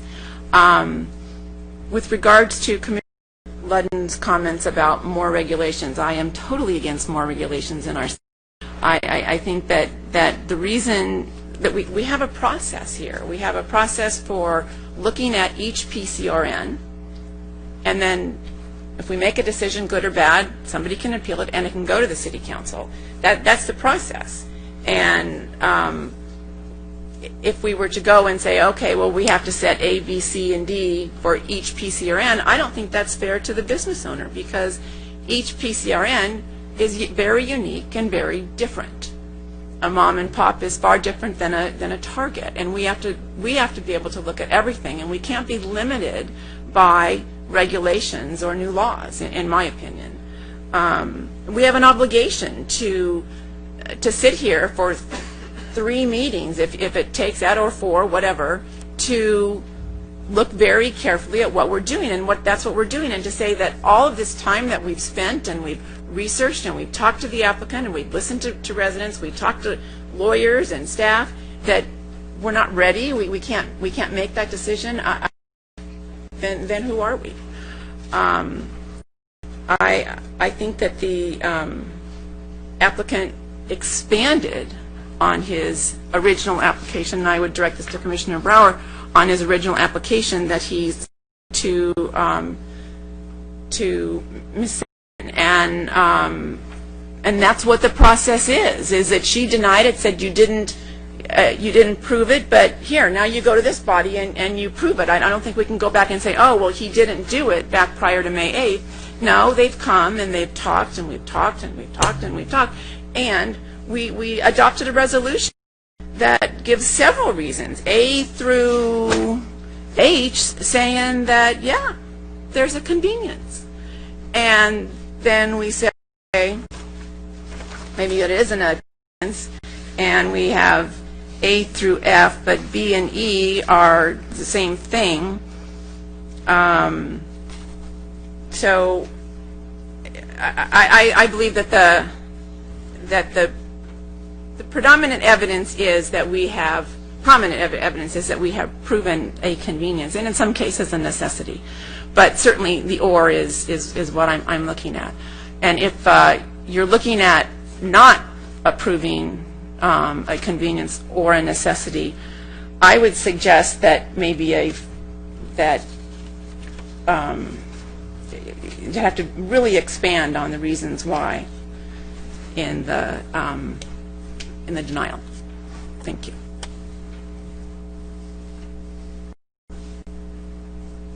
All right, we're going to be here for a long time unless we get things rolling. So I'm going to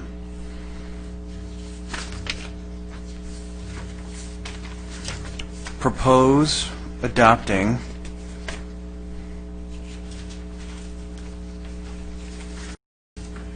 I usually let you guys do it, so I haven't done this in a while. I'm going to, staff's recommendation, number 1, finding that the project is not subject to CEQA. And item number 2, a resolution approving the determination. I would also like to add 2 items.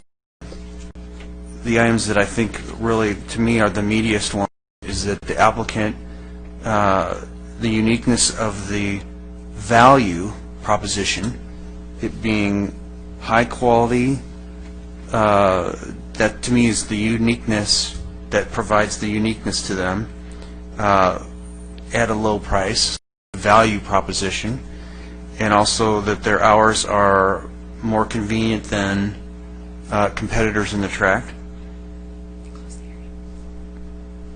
And also those 2 items, and I'd be open to a friendly amendment, warm, and a limitation on, what did you say, 6 linear feet? What was it? It was 12 linear feet. 12 linear feet. Was there anything else that we had said from the last time? No refrigeration. And no single sales. No single sales. Of beer. Yep, no single beer sales.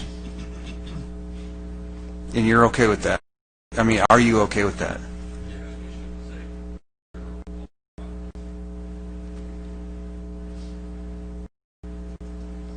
No single.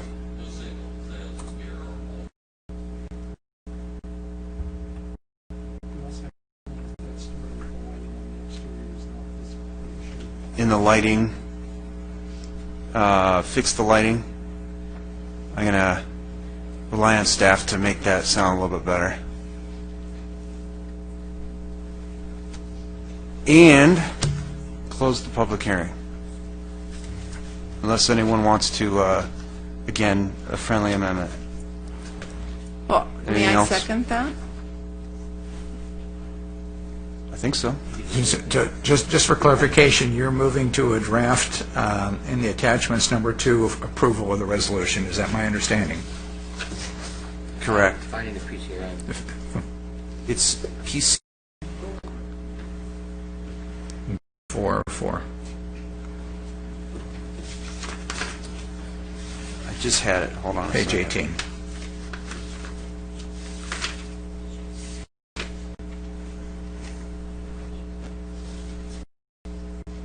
Yes, but the page that I was reading from was 23, I think. Attachment number 2. Yeah, item number 3, PC Attachment number attachment 2. number 2. Right. Okay, I just want to make sure we were clear. Yep. Resolution of the Planning Commission of the City of Lake Forest approving a determination with all those conditions. So we have a motion. One clarification, you're also going to have that as a stipulation to the ABC, Yes. as a condition for our approval of the PCN. I'll amend my motion. Do I have a second on my amended motion? Yes. Any discussion?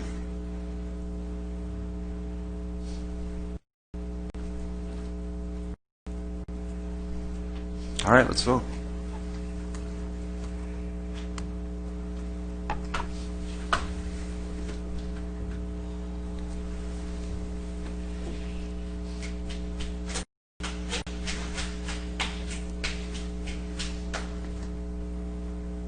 So that leaves us with another motion?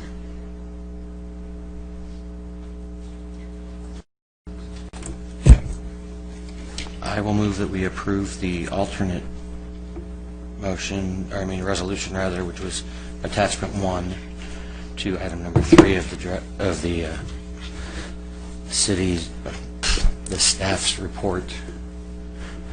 A resolution of the Planning Commission of the City of Lake Forest, California, denying determination of public convenience or necessity for the 99-cent store only, or 9-cent, I cannot read tonight, 99-cent only store, number 198, located at 23829 El Toro Road. And the CEQA, Um, I don't know if, did you mention that too? No, I don't think it, It's in part of the denial, I don't think we need to, do we? I think your motion would, I understand your motion to include staff information on the On the CEQA findings? CEQA finding, Yeah. or Commissioner Broward, if I may. Yes, sir. At the beginning, I mentioned that the Planning Commission, if it were to consider adopting the denial resolution, may want to strike finding D, or in the alternative, if it wished to keep finding D on page 21 of attachment number 3, of attachment number 1, page 3, page 21, item D. If we wanted to keep that, then we should add very specific findings to support that. Otherwise, I would recommend striking it entirely. Okay. I will include in my motion a striking of line D, because I don't, well, I think we had significant amount of testimony regarding various studies. I don't think we have the specific studies in the report, or in the record, and so it would be really hard to list them here. Unless those studies are readily available as an alternative, I think it's clean to just strike D. So I would include that in my motion, and also to thereafter close the hearing, the public hearing. Okay, we have a motion.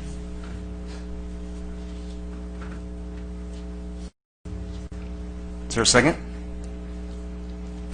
I'll second. All right, we have a motion and a second. Discussion. Any discussion? May I? Yeah.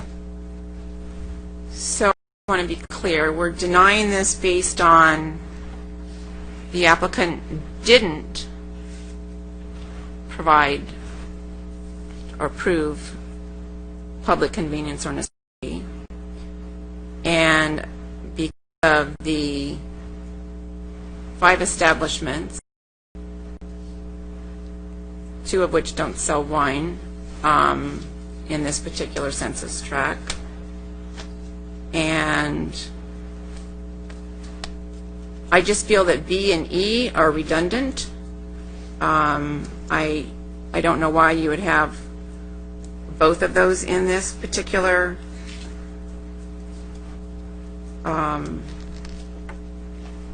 resolution that you're proposing. I don't know why F is even there.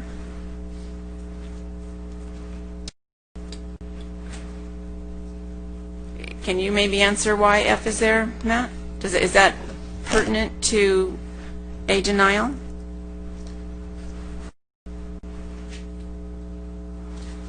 There was testimony on both sides, as I recall. And again, I had to write this, obviously, before I came here today.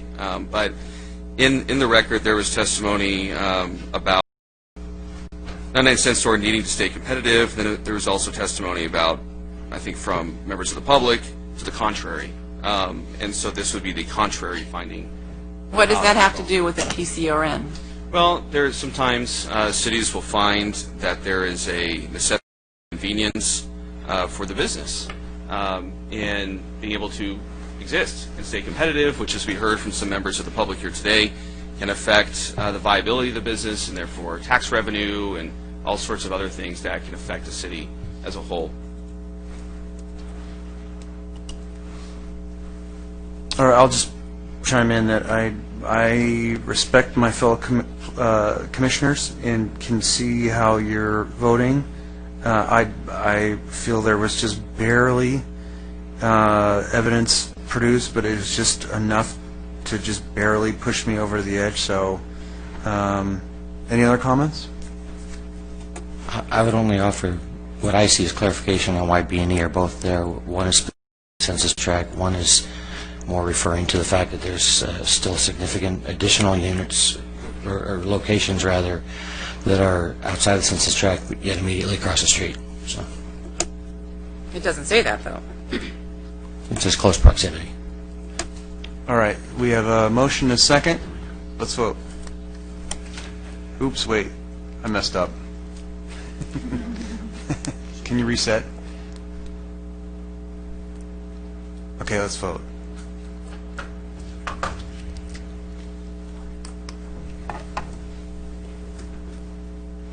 Okay, resolution passes 3-2.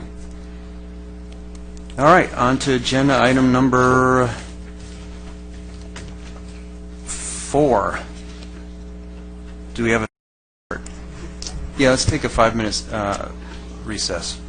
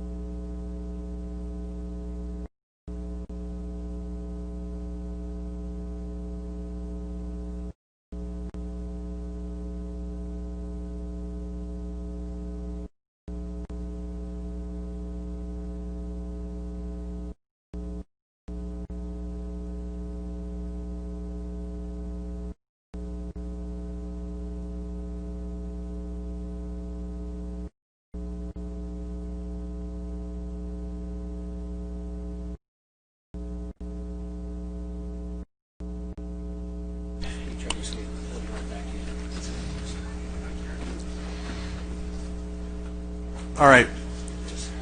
We're back. Item number 4. If I could, I apologize, and if I'm jumping the gun here on protocol, I'm going to actually ask that we go back to 3 for just a moment before we move on, while we're still on 3.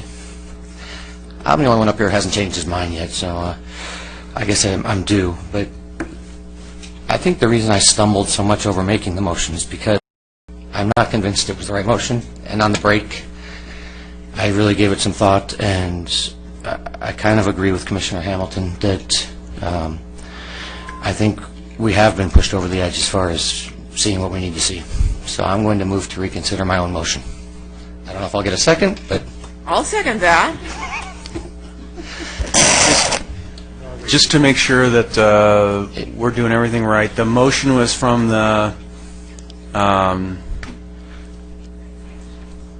maker of the motion was from the winning side. He was from the winning, and the second can be from anyone. Is that correct? Correct. All right. I would suggest if we're going to go back to this, however, that we reopen. Are you reopening any discussion or anything, or are you just simply going back to the vote? He just, there was a motion to reconsider the... If I'm able to just make a motion to reconsider the vote, I don't think we need a whole lot of new evidence. I don't think we'll have access to a whole lot of new evidence, but you know, I want us to stay clear as well, so yeah, I'll defer to you on that.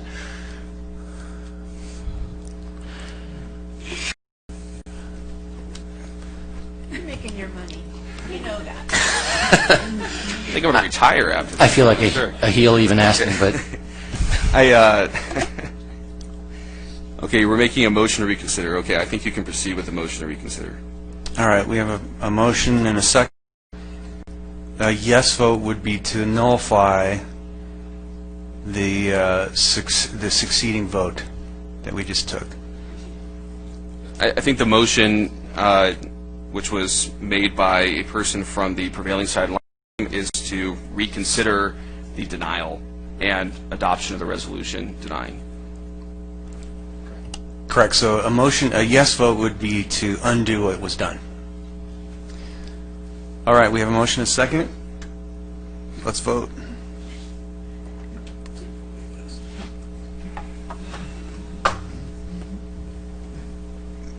Okay, the reconsider passes.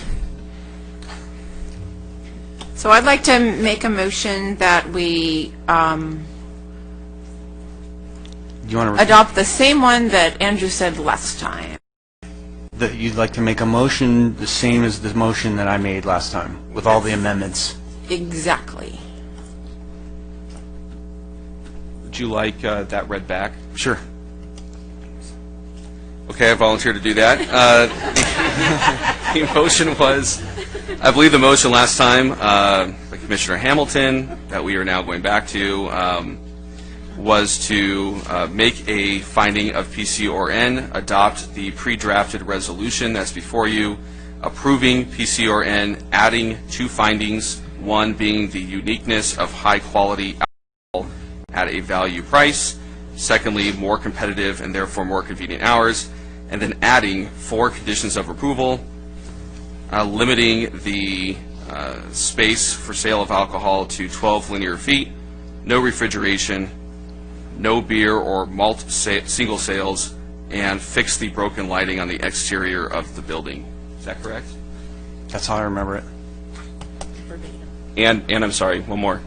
Also, adopting staff's finding of regarding CEQA. Yes. All right, we have a motion.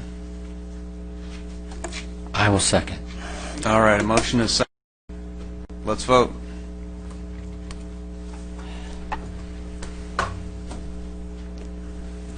All right, passes 3-2. All right, agenda item number 4. Do we have staff report? And you feel free to just differ any of the new facts that are different from the old one. Agenda item number 3. Just the differences?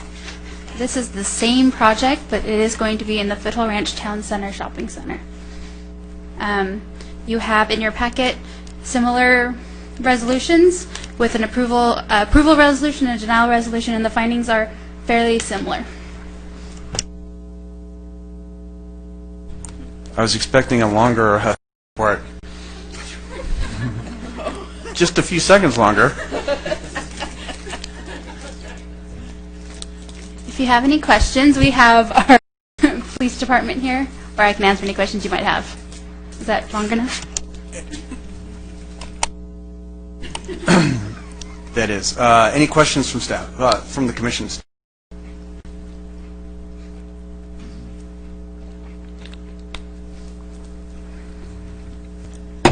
All right, this is a public hearing. As part of the public hearing, the public has the right to voice their opinion or ask questions. I speak for all of us saying we appreciate your comments and questions. And do we have any speakers?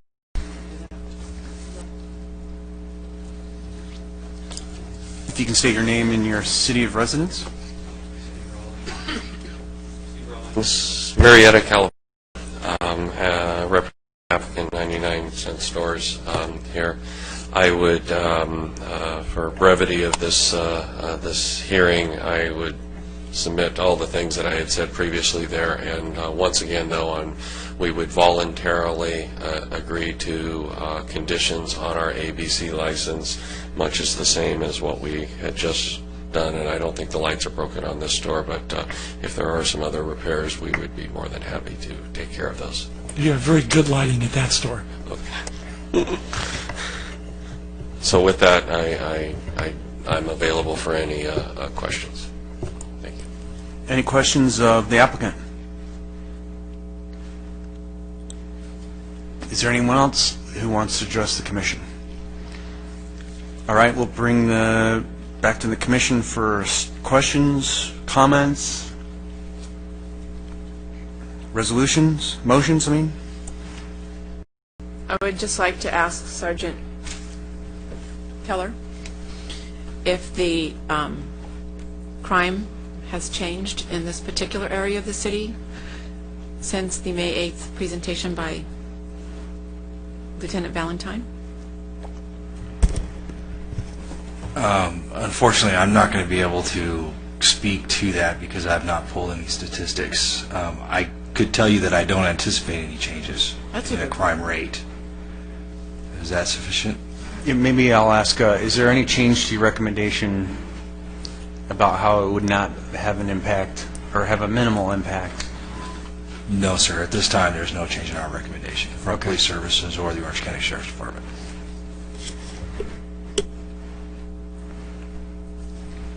Questions, comments, or a motion? If I could just make a brief comment. Actually, no. I'm going to say comment at the end. I would like to also say that there are two of the existing sites in Census Tract 524-22 that only sell beer.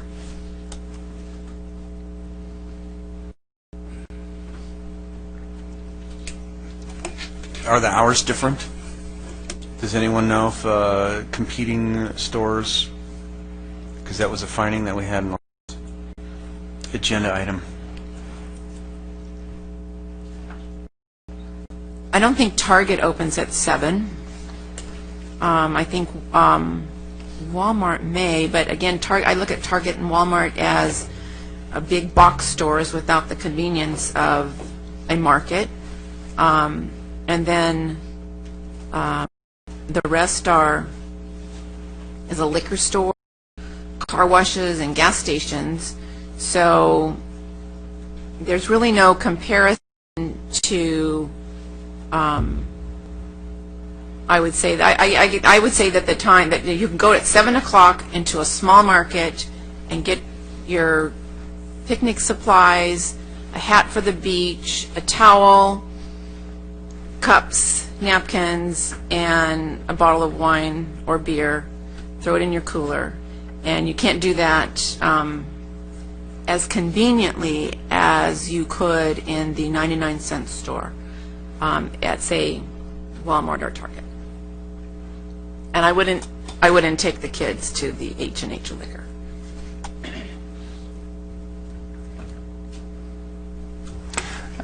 With regard to this location being basically across the drive aisle, more or less, from Walmart, I think you find that they're very competing locations and very similar hours, and Walmart certainly doesn't have the same selection as some of the products, but certainly has a larger selection of other products. So from a convenience standpoint, this application certainly would not stand, in my opinion. Let me clarify. The convenience that I'm suggesting, if you look at the picture on page 94, and you look at the size of the 99-cent store compared to the size of the Walmart or the Target, the convenience is you can run into the 99-cent store with your 3 kids on the way to the beach, and you can be out of there probably in 10 minutes. But if you go to Walmart or Target, you're going to be there for at least 45 minutes, and then you probably might even lose a kid.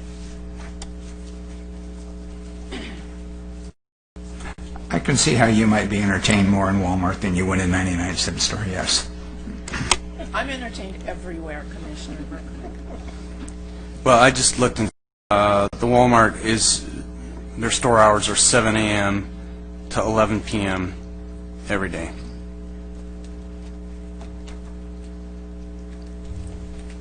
And those would be different hours, or at least 7 to 10 is the store hours for this one. 7 to 10, yeah. So Walmart's an hour more convenient.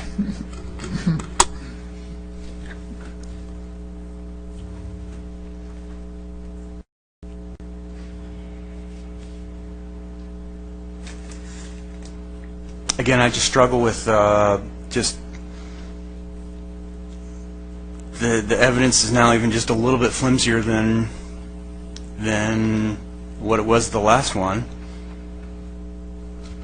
Does a unique offering that has a high quality, low price, a value, does that meet the evidence threshold?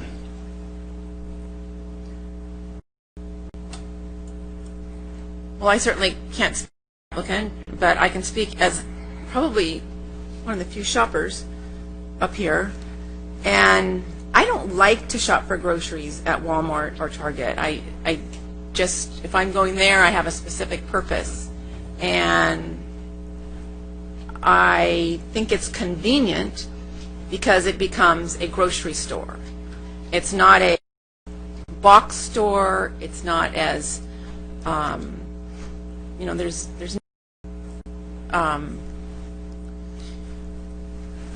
it's convenient because of its size. It's convenient because it's 8 or 9 rows. I'm in and out. Whereas Walmart, it's just too big for to be classified as a convenience as I'm thinking of the word convenience, and that would be a mom with a time constraint. Took my daughter to Walmart a couple of days ago. Oh my golly. And that was an hour. And it was a particular purpose we went there, and it worked for that purpose, but I would never have done my grocery shopping there. So the convenience that I see is it's not a box store that provides all sorts of other sundry items that are convenient for me to go up and down just a few aisles and get in and out.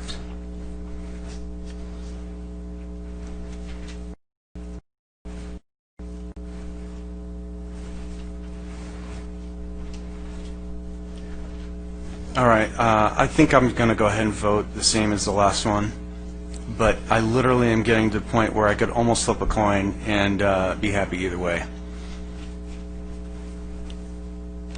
Or feel that my conscience is applying the law either way. So I guess I'll make a motion the same as the last one, but striking out the hours of convenience. I'll second that.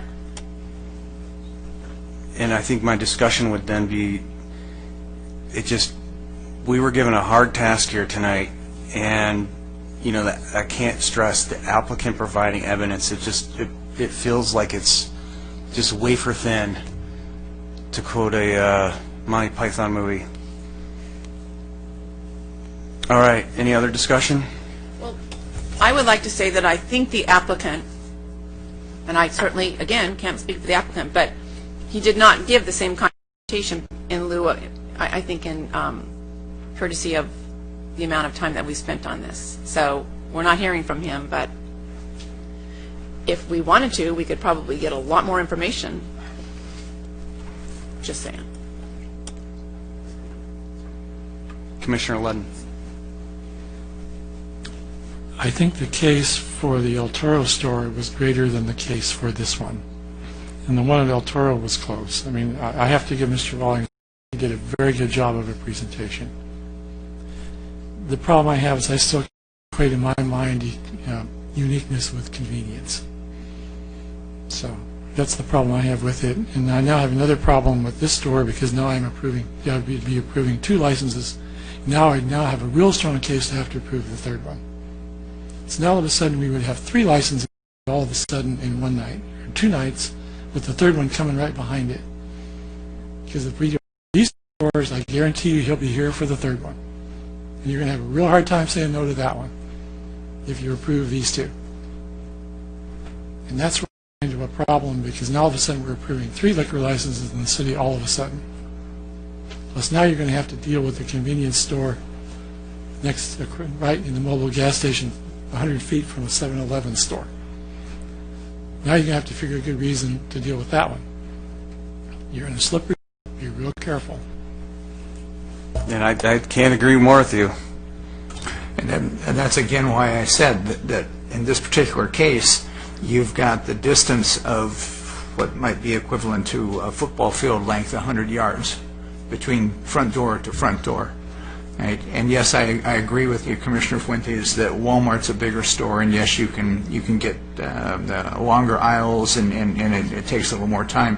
But from the aspect of looking for a product, finding a product, locating a product, and getting out, if you want to go in and shop and get it done, you want to stop, you want to get a beach ball, you can get it at Walmart. You want to get a towel, you need to pick up some sunscreen, you need to pick up some groceries or some snacks for the kids, whatever it is, it can all be done at Walmart just as easy as it can be done at this 99-cent store. And if that includes a bottle of wine or a 6-pack of beer or whatever it is, we don't. The case isn't made that there's a necessity or convenience in the Foothill Ranch store to the same degree.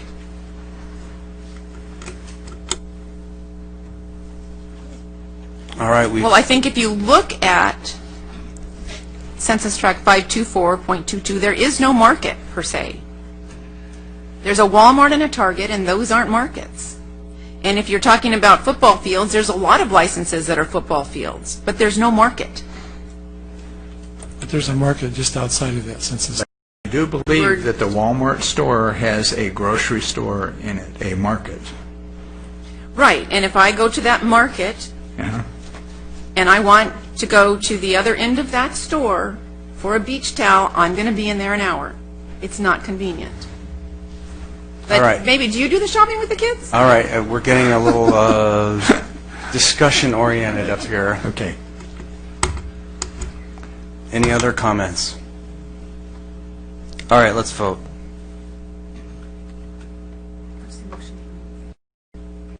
And again, the motion was the same as the previous one, striking the convenience of the hours.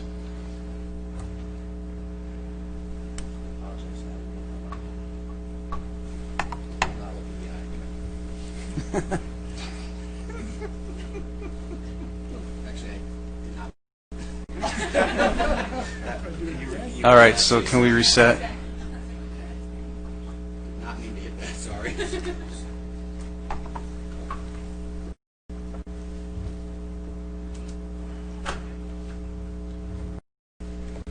All right. Item doesn't pass. 2-3 vote. All right, we still have someone from the audience. Would anyone mind if we went to number 6? first? Was there Oh, I'm sorry. Yes, I'm sorry. Yeah, we haven't moved yet. I'm sorry. So do we have a motion?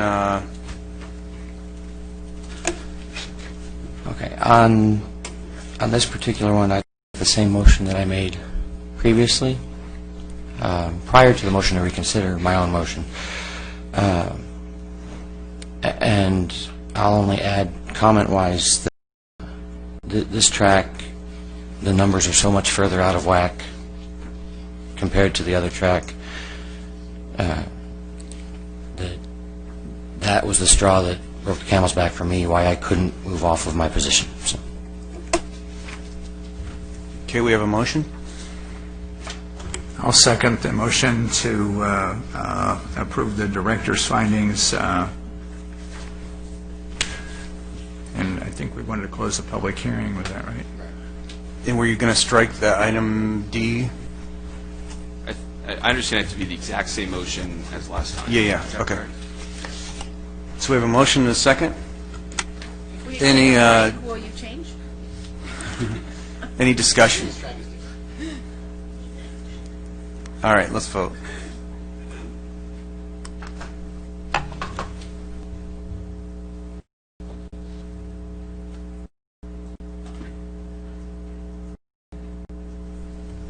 Did everyone vote like they wanted to?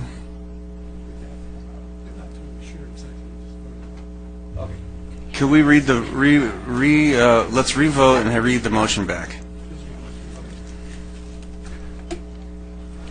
I think we had some confusion as to what we were voting on.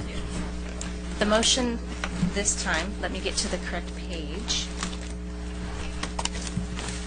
We're looking at the resolution, Planning Commission Attachment 1 to item number 4, starting on page 60. It's a motion to deny the determination of public convenience or necessity, and the add-ons there are to strike line D, which in this case would be on page 65, and to close the public hearing. That's all I got. Is that the correct motion, Commissioner Brower? Yes, and to otherwise go with the staff recommendations on that particular resolution. Mr. Chair, may I ask a clarification question? We are rereading the last motion, re-voting because there was confusion about what that motion was, correct? Correct. Not reconsidering the prior action. There was simply confusion we're looking to correct. Correct. Understood. Thank you. Okay, any questions or comments? Okay, let's vote.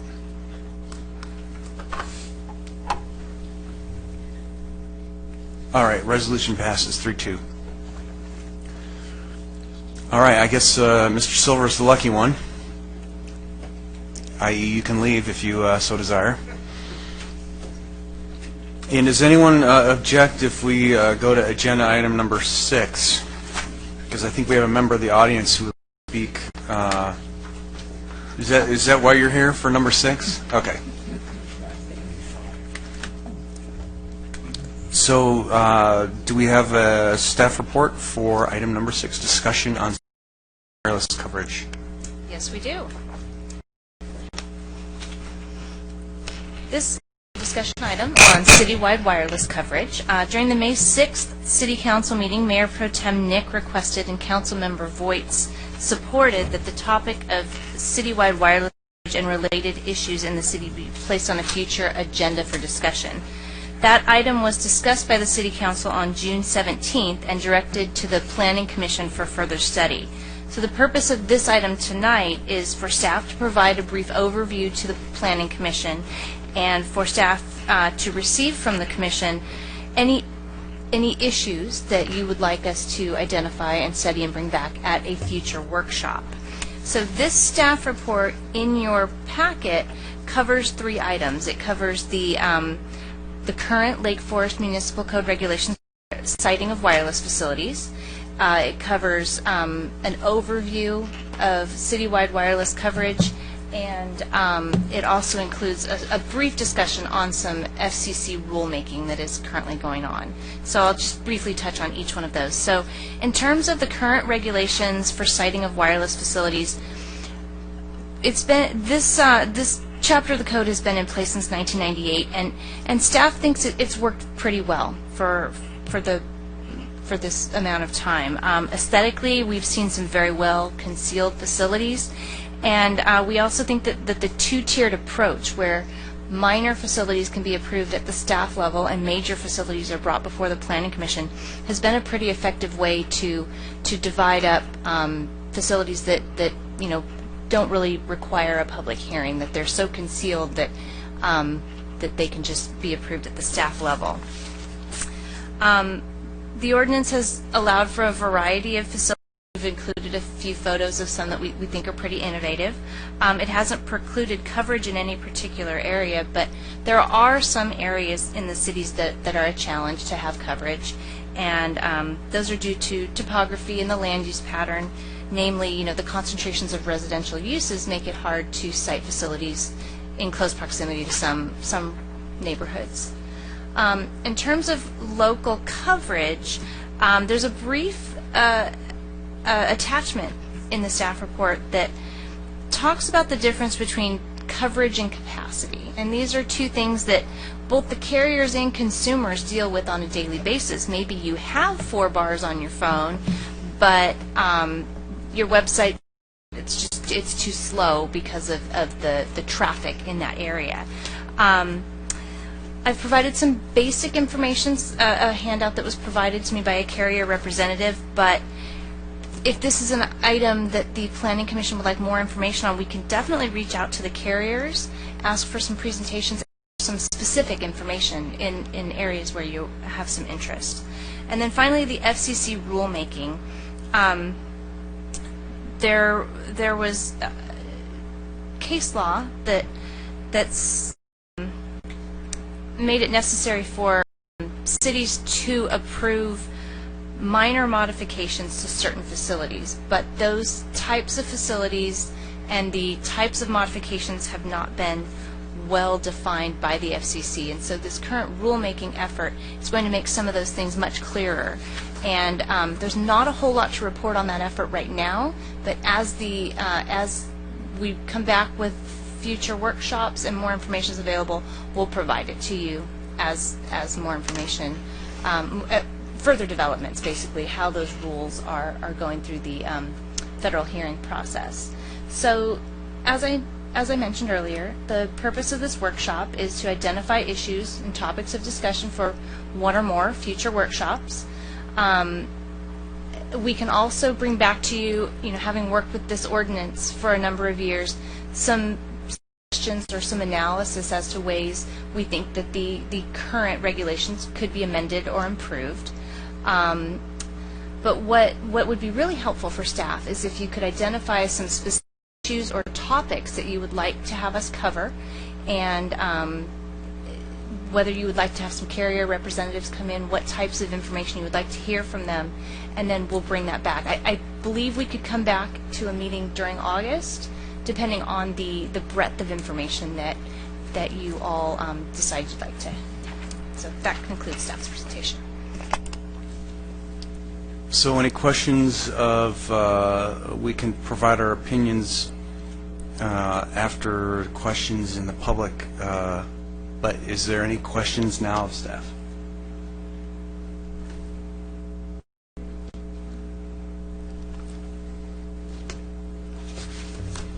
All right, so this item is just a discussion item, so we don't have to open a public hearing, but if we have anyone from the public who wants to speak on this, you can come up. If you can state your name, and it's Elaine Yang, and your city of residence. I live in Irvine. Yeah. My name is Elaine, and it's great to join you all tonight. And I represent Core Development Services, one of the vendors, and Verizon Wireless, and we just want to say that we're happy to possibly participate in this workshop, and provide any issues that we come across regarding capacity and coverage, and any insight that you might need in order to resolve things so that you could possibly amend or change the ordinances. And we've worked with many cities and counties regarding ordinance revisions, Buena Park, Burbank, Amonte, Glendale, La Habra, Long Beach, and the list goes on. And and we think this is a great opportunity to improve wireless coverage and capacity in your city. And we also believe that any changes should be aligned with the FCC's shot clock ruling, the incorporation of placing facilities in the right-of-way, and Section 6409 of the Middle Class Tax Relief Act.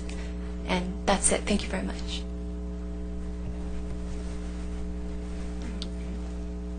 Commissioner Ludden. A couple of things I'm quite interested in. If you have coverage maps would show that we have coverage all over Lake Forest, and I guarantee you at my house, Verizon does not work all that well. And I'm sure you are. But that brings the issue of, you can cover, that's one thing, but the capacity is certainly a different one.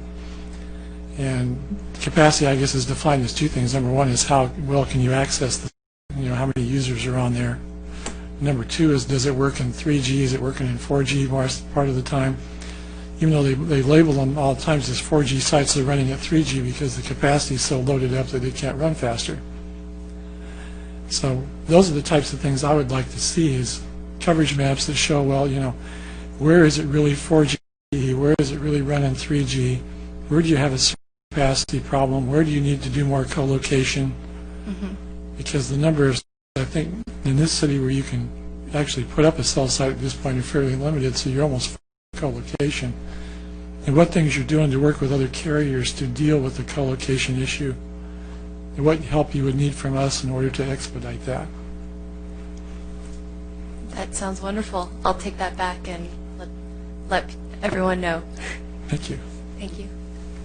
I have one question. I've heard a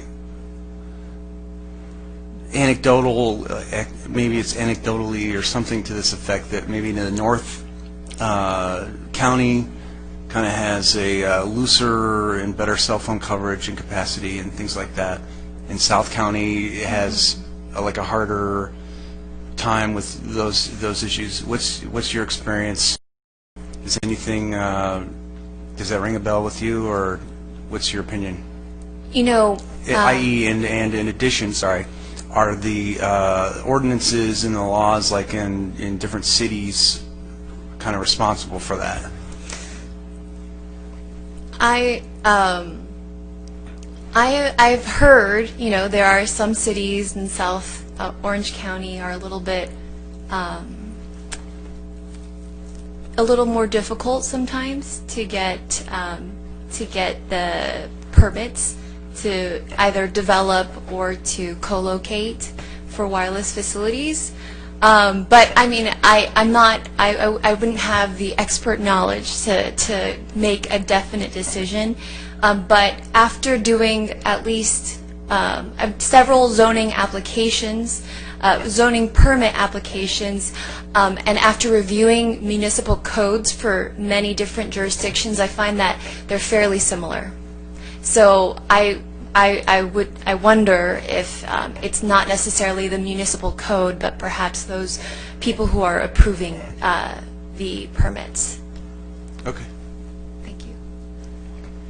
Any other questions of the applicant? Or of the speaker? It's getting late. Thank you. Thanks. So there's nothing we're voting on. You would like our opinion, so now's our chance.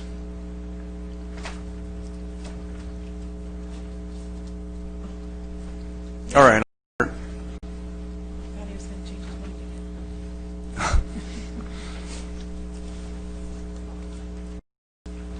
I'm not sure what exactly like a root cause would be. but I remember in one of the Castle Cook staff reports there was a line or a section that said there were numerous cell phone complaints. I know around my house it's great. I don't have any issues really driving through the city, but when I go mobile and start walking,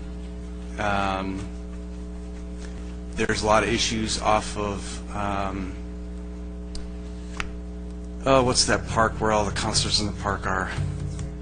Pittsford Park, thank you. I should know that. It's getting late. So around Pittsford Park, if you then start going north on that road where the wall is, the big wall, Osterman, thank you. So right at the corner of Pittsford and Osterman is a really bad spot. If you continue even along Pittsford and kind of go into those houses and as you get closer to the school, Lake Forest Elementary, and kind of go up in that hill back in there, I've had issues back in there. If you go to, I mean, I could just go on and on. I don't want to spend all the time, but just from a, yeah, it's not, I don't know why, if it's the ordinances, it's you know, maybe a comparison between cities would be, I think, a decent idea. I mean, one of the things that stuck out to me in a staff report where there were only like 3 or 4 different locations that had residential. You know, is there something that we can do to not necessarily relax that, but to overcome that so that there's, you know, additional places in residential, additional locations that can be found in residential? And that's just my, that's my 2 cents.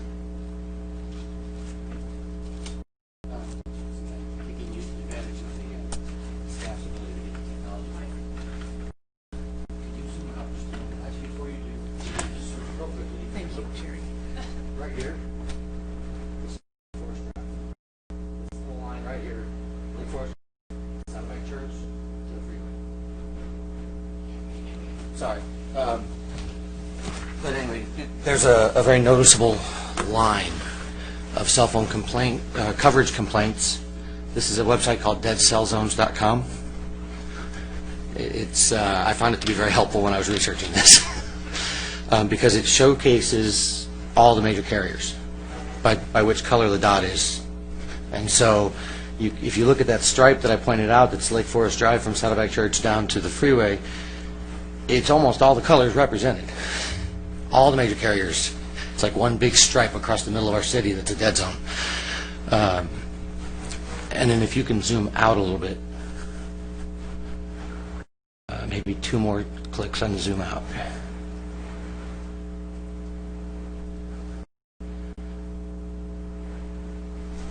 The big concentration is just south of Santa Ana. You hit Tustin and Irvine, they have a lot more people than we do, so they're going to have a lot more complaints registered. But you can see anecdotally, as Commissioner Hamilton had mentioned, where there's a much more spread out, not anywhere near as a high a concentration of complaints once you hit north of Santa Ana. And so there may be some truth in that reality to support what he was saying. So just an extra resource that I think we can look at and see, you know, we need to do something maybe. So, you know, can I just add one more thing? When we were taking the tour of Baker Ranch, I just noticed how horrible it was there too. And I've actually heard people say that a lot of people, when they're looking at houses to purchase, that they will actually test the cell phone coverage before purchasing. And so I think with Baker Ranch, you know, having all these new houses coming in, the coverage I noticed was almost every location that I went there during the tours and whatnot. It was just, I couldn't get a signal anywhere.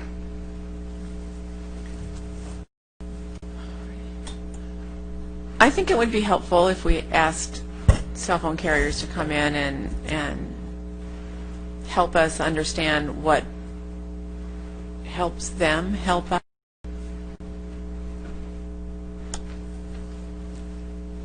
I think we certainly need to do that, and I think we also need to look at potential sites within the city where we can do more co-location. I know I'm intimately involved with what goes on at Lake Forest too, and I think we got 4 right now to co-locate out of 4, maybe 5 out of the Sun and right now. There is the potential for another one, but it's interesting because my understanding was that the city's not getting in the way of that one, but Verizon, for some reason, is dragging their feet. And most of the people around the Sun and Silk complain to me regularly, why doesn't Verizon work good here? There's a big gaping hole in their coverage right there, so they'd be very happy to have Verizon move in. But I don't think, I know that famous Pittsford Lake Forest Drive location, it just drops dead for Verizon up there. You get to a certain point, it drops the call every time. And part of the story we've heard is that there's no reasonable site up there, but there's a bunch of commercial locations up there where I would think that could be resolved. And maybe we need to encourage the carriers with some of this information to say, well, what can we do to help you? So I think probably that would be useful. Because there are a lot of people that don't want landline telephones anymore.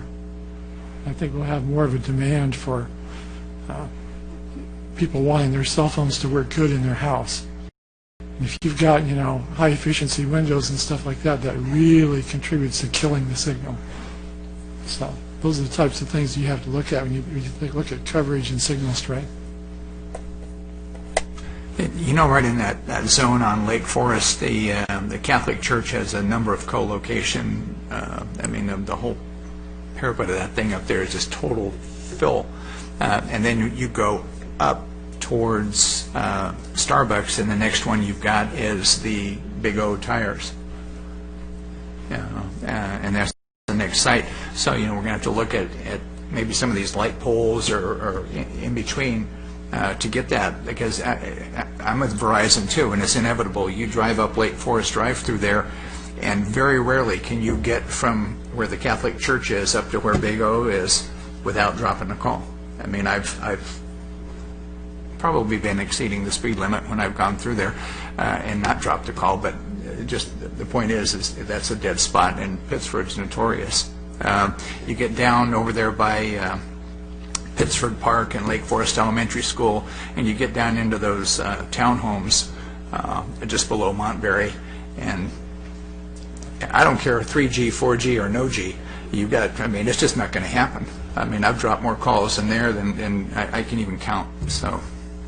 Well, I thought it was interesting when Irvine Company opened up that 5 Points development out there, and out there in Portola Springs. They built this big, massive co-location cell site out there that just covers that whole residential area. It's all line of sight.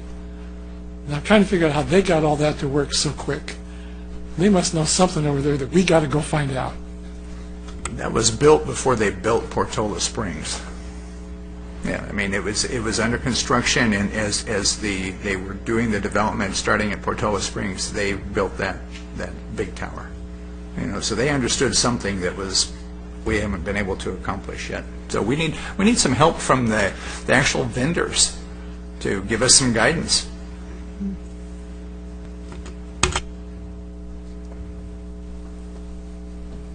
Anyone else? I will just add anecdotally, I know Commissioner Ludden touched on it, that the number of people dropping in landlines continues to grow, but we live at Cedar Glen condominiums at the corner of El Toro and Trabuco, and because of the topography, we're sunken down in the hill there, and we finally discovered that T-Mobile is the only carrier that works in our complex, so we switched. We get great reception, and then we realized as parents we still can't drop our landline because if our babysitter has AT&T or Verizon, they can't call 911. So, so it did us. My cell phone works at home now, but I still can't get rid of my landline. So. Hey, and just one final thing is I think that people are dropping their landlines, like you said, and if they're not having good reception at home and there's a crime, they can't call 911 from home. They're going to the store and they see an accident, crime, whatever, and they're in a dead zone. To me, it's definitely a safety issue. hence important. All right. If that's back to agenda item number 5. Or should we, would it be good to continue this item to another night? What's our schedule looking in the future? Is it light in 2 weeks?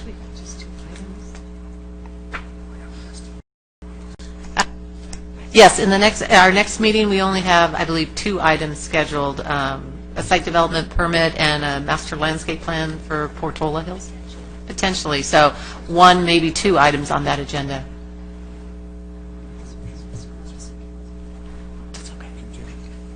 I make a motion we continue item number 5. I'll second. All right, we have a motion and a second. Okay, now we need to be specific as to when to continue it to. So to the July, if I can offer a friendly amendment, let's say July 24th Planning Commission meeting. That's okay, I won't be here. Oh, you won't? We can move it to that time. I won't be here that day. Well, would you prefer we move it to August? Or do we have space in August? We have room in the schedule in August to do this. We could move it to August, or as an alternative, if you had comments, you could submit them in writing. This is something that we've been working on for a long time. We've certainly, it's something, that certainly aid the business community needs to move on to council. So Okay. as soon as we can get to it would be the best. Well, I'll offer my friendly amendment to the 24th of July. That's fine. I'll just turn in my comments ahead of time. Just one more thing. Would staff like to go through it tonight, or what's your opinion? It's the decision of the Planning Commission. We're fine. We will all be in attendance on July 24th as well, so certainly up to you. All right, we have a motion. Yeah, can you just give us the same paper? This is such a big thing, and we're going to be reprinting this all over again? Can we just take it home and... Yes, or you could leave your binders here, as you usually do. We'll recycle that. We'll just put a brief cover sheet with a new, date on top. But if you leave your binders there, we'll give it back to you. That way, you'll be sure to... repage it then, and you don't have to reprint it all. Right. And I'm not like a green person, but that just seems like, yeah. It's a waste of green money. We could have saved that at the 99-cent store. All right, motion and a second. Any other discussion? Let's vote.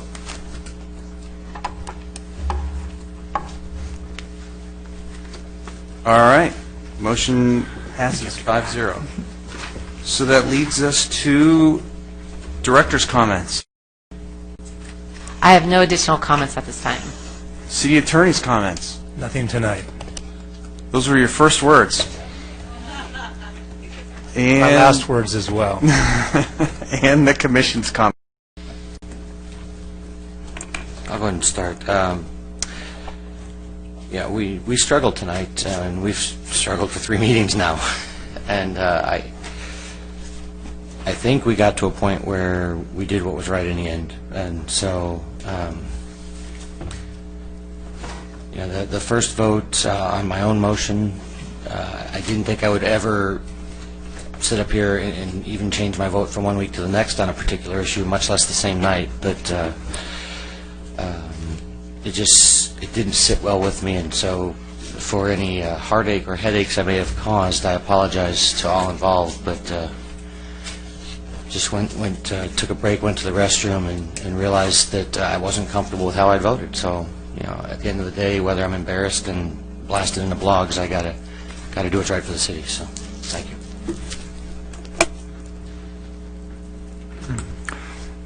Appreciate your comments.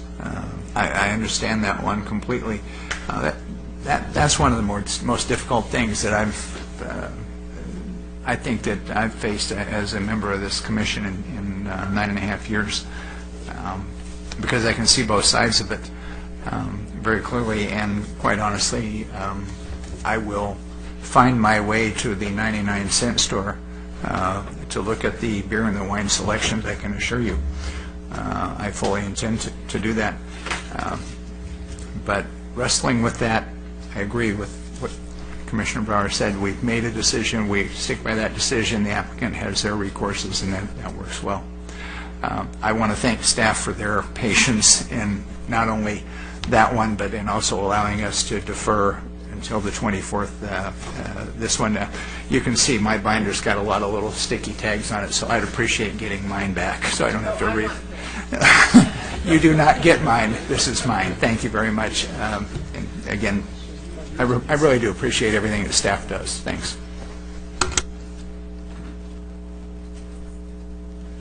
I think this was a very difficult situation. I've agonized over this one for a long time. And part of the reason I voted the way I did was that I was really concerned we were going to end up approving 3 licenses tonight, ultimately, even though we were only voting on 2. And that was one of the things that kind of swayed my vote a little bit. I'm also having a hard time equating uniqueness with convenience. On the other hand, I think of the 99-cent stores, I think that one on El Toro Road probably would be the one I would be closest to approving. So I'm not really happy with the decision. I think this is why commissions are made the way they are. I think that the one at Foothill Ranch was a much bigger stretch for me. And all of a sudden we'd end up with 3 stores approved at one time, and then that was more than I was comfortable with. But I think Mr. Rawlings did a good job. I think he presented his better tonight than he has in previous times. He was much better tonight, actually, I think. I wasn't convinced the last 2. You weren't convinced tonight either, but... No, but I was more convinced... So I'm saying that with a smile. Yeah. But the case he made for the El Toro store was much stronger than he could have made for the other one. And I almost changed my mind, but I was not quite there. Again, because I'm worried that things like this sometimes just proliferate out of control. I'm always happy with all the other commissioners' opinions, and I value them highly. I know Commissioner and I don't agree on this issue, but I'd love to hear her opinion. And I respect it highly. With respect to this thing, I think that we need to be really proactive in working with the carriers to see what we can do to improve the situation within the city. I think that I'm curious that Irvine has a lot less problems with cell phone coverage than we do. Because part of it is their topography is different. They don't have all the mountains and the hills and the things that kill the cell phone signal. But on the other hand, their capacity seems to be pretty high too, in spite of the number of people they have. So I think there's more that we can do to help the carriers and make them feel more welcome here, to have them do more in our city. Of course, for them it's a dollars and cents business decision, but I think anything we can do to encourage that, we should do. And as for the deferred item, I'll look at that some more when I'm not half tired. But thanks to everyone, especially to the staff who did such a good job on this and putting up with our reconsiderations and redecisions in our mind. And you guys are really great, and I don't know how we could do this. I guess I'll back clean up. So, yeah, I wanted to thank staff for all their hard work tonight, especially the city attorney. And no, I think we had some tough decisions tonight. I think the applicant did do better, but I just felt like the whole. To me, it was about the food and the offerings, and it didn't seem to like come to the alcohol. Even these articles, I'm looking for alcohol, the discussion of alcohol, and I'm like barely finding any. So to me, it felt like there wasn't as much evidence for the alcohol that I wanted to see, but it just barely made it. So, and I think we had a fun July 4th.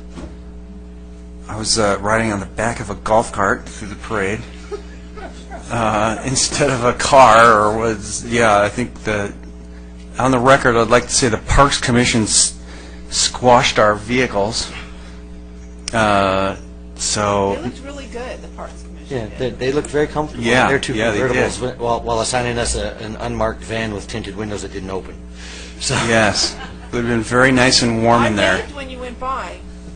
Did you see me holler? Yeah, I had a very good seat and it was air conditioned. So anyway, it was a great 4th, and I love the discussion tonight. I think we all enjoyed it a lot, and if there's no one else to talk, the meeting's adjourned.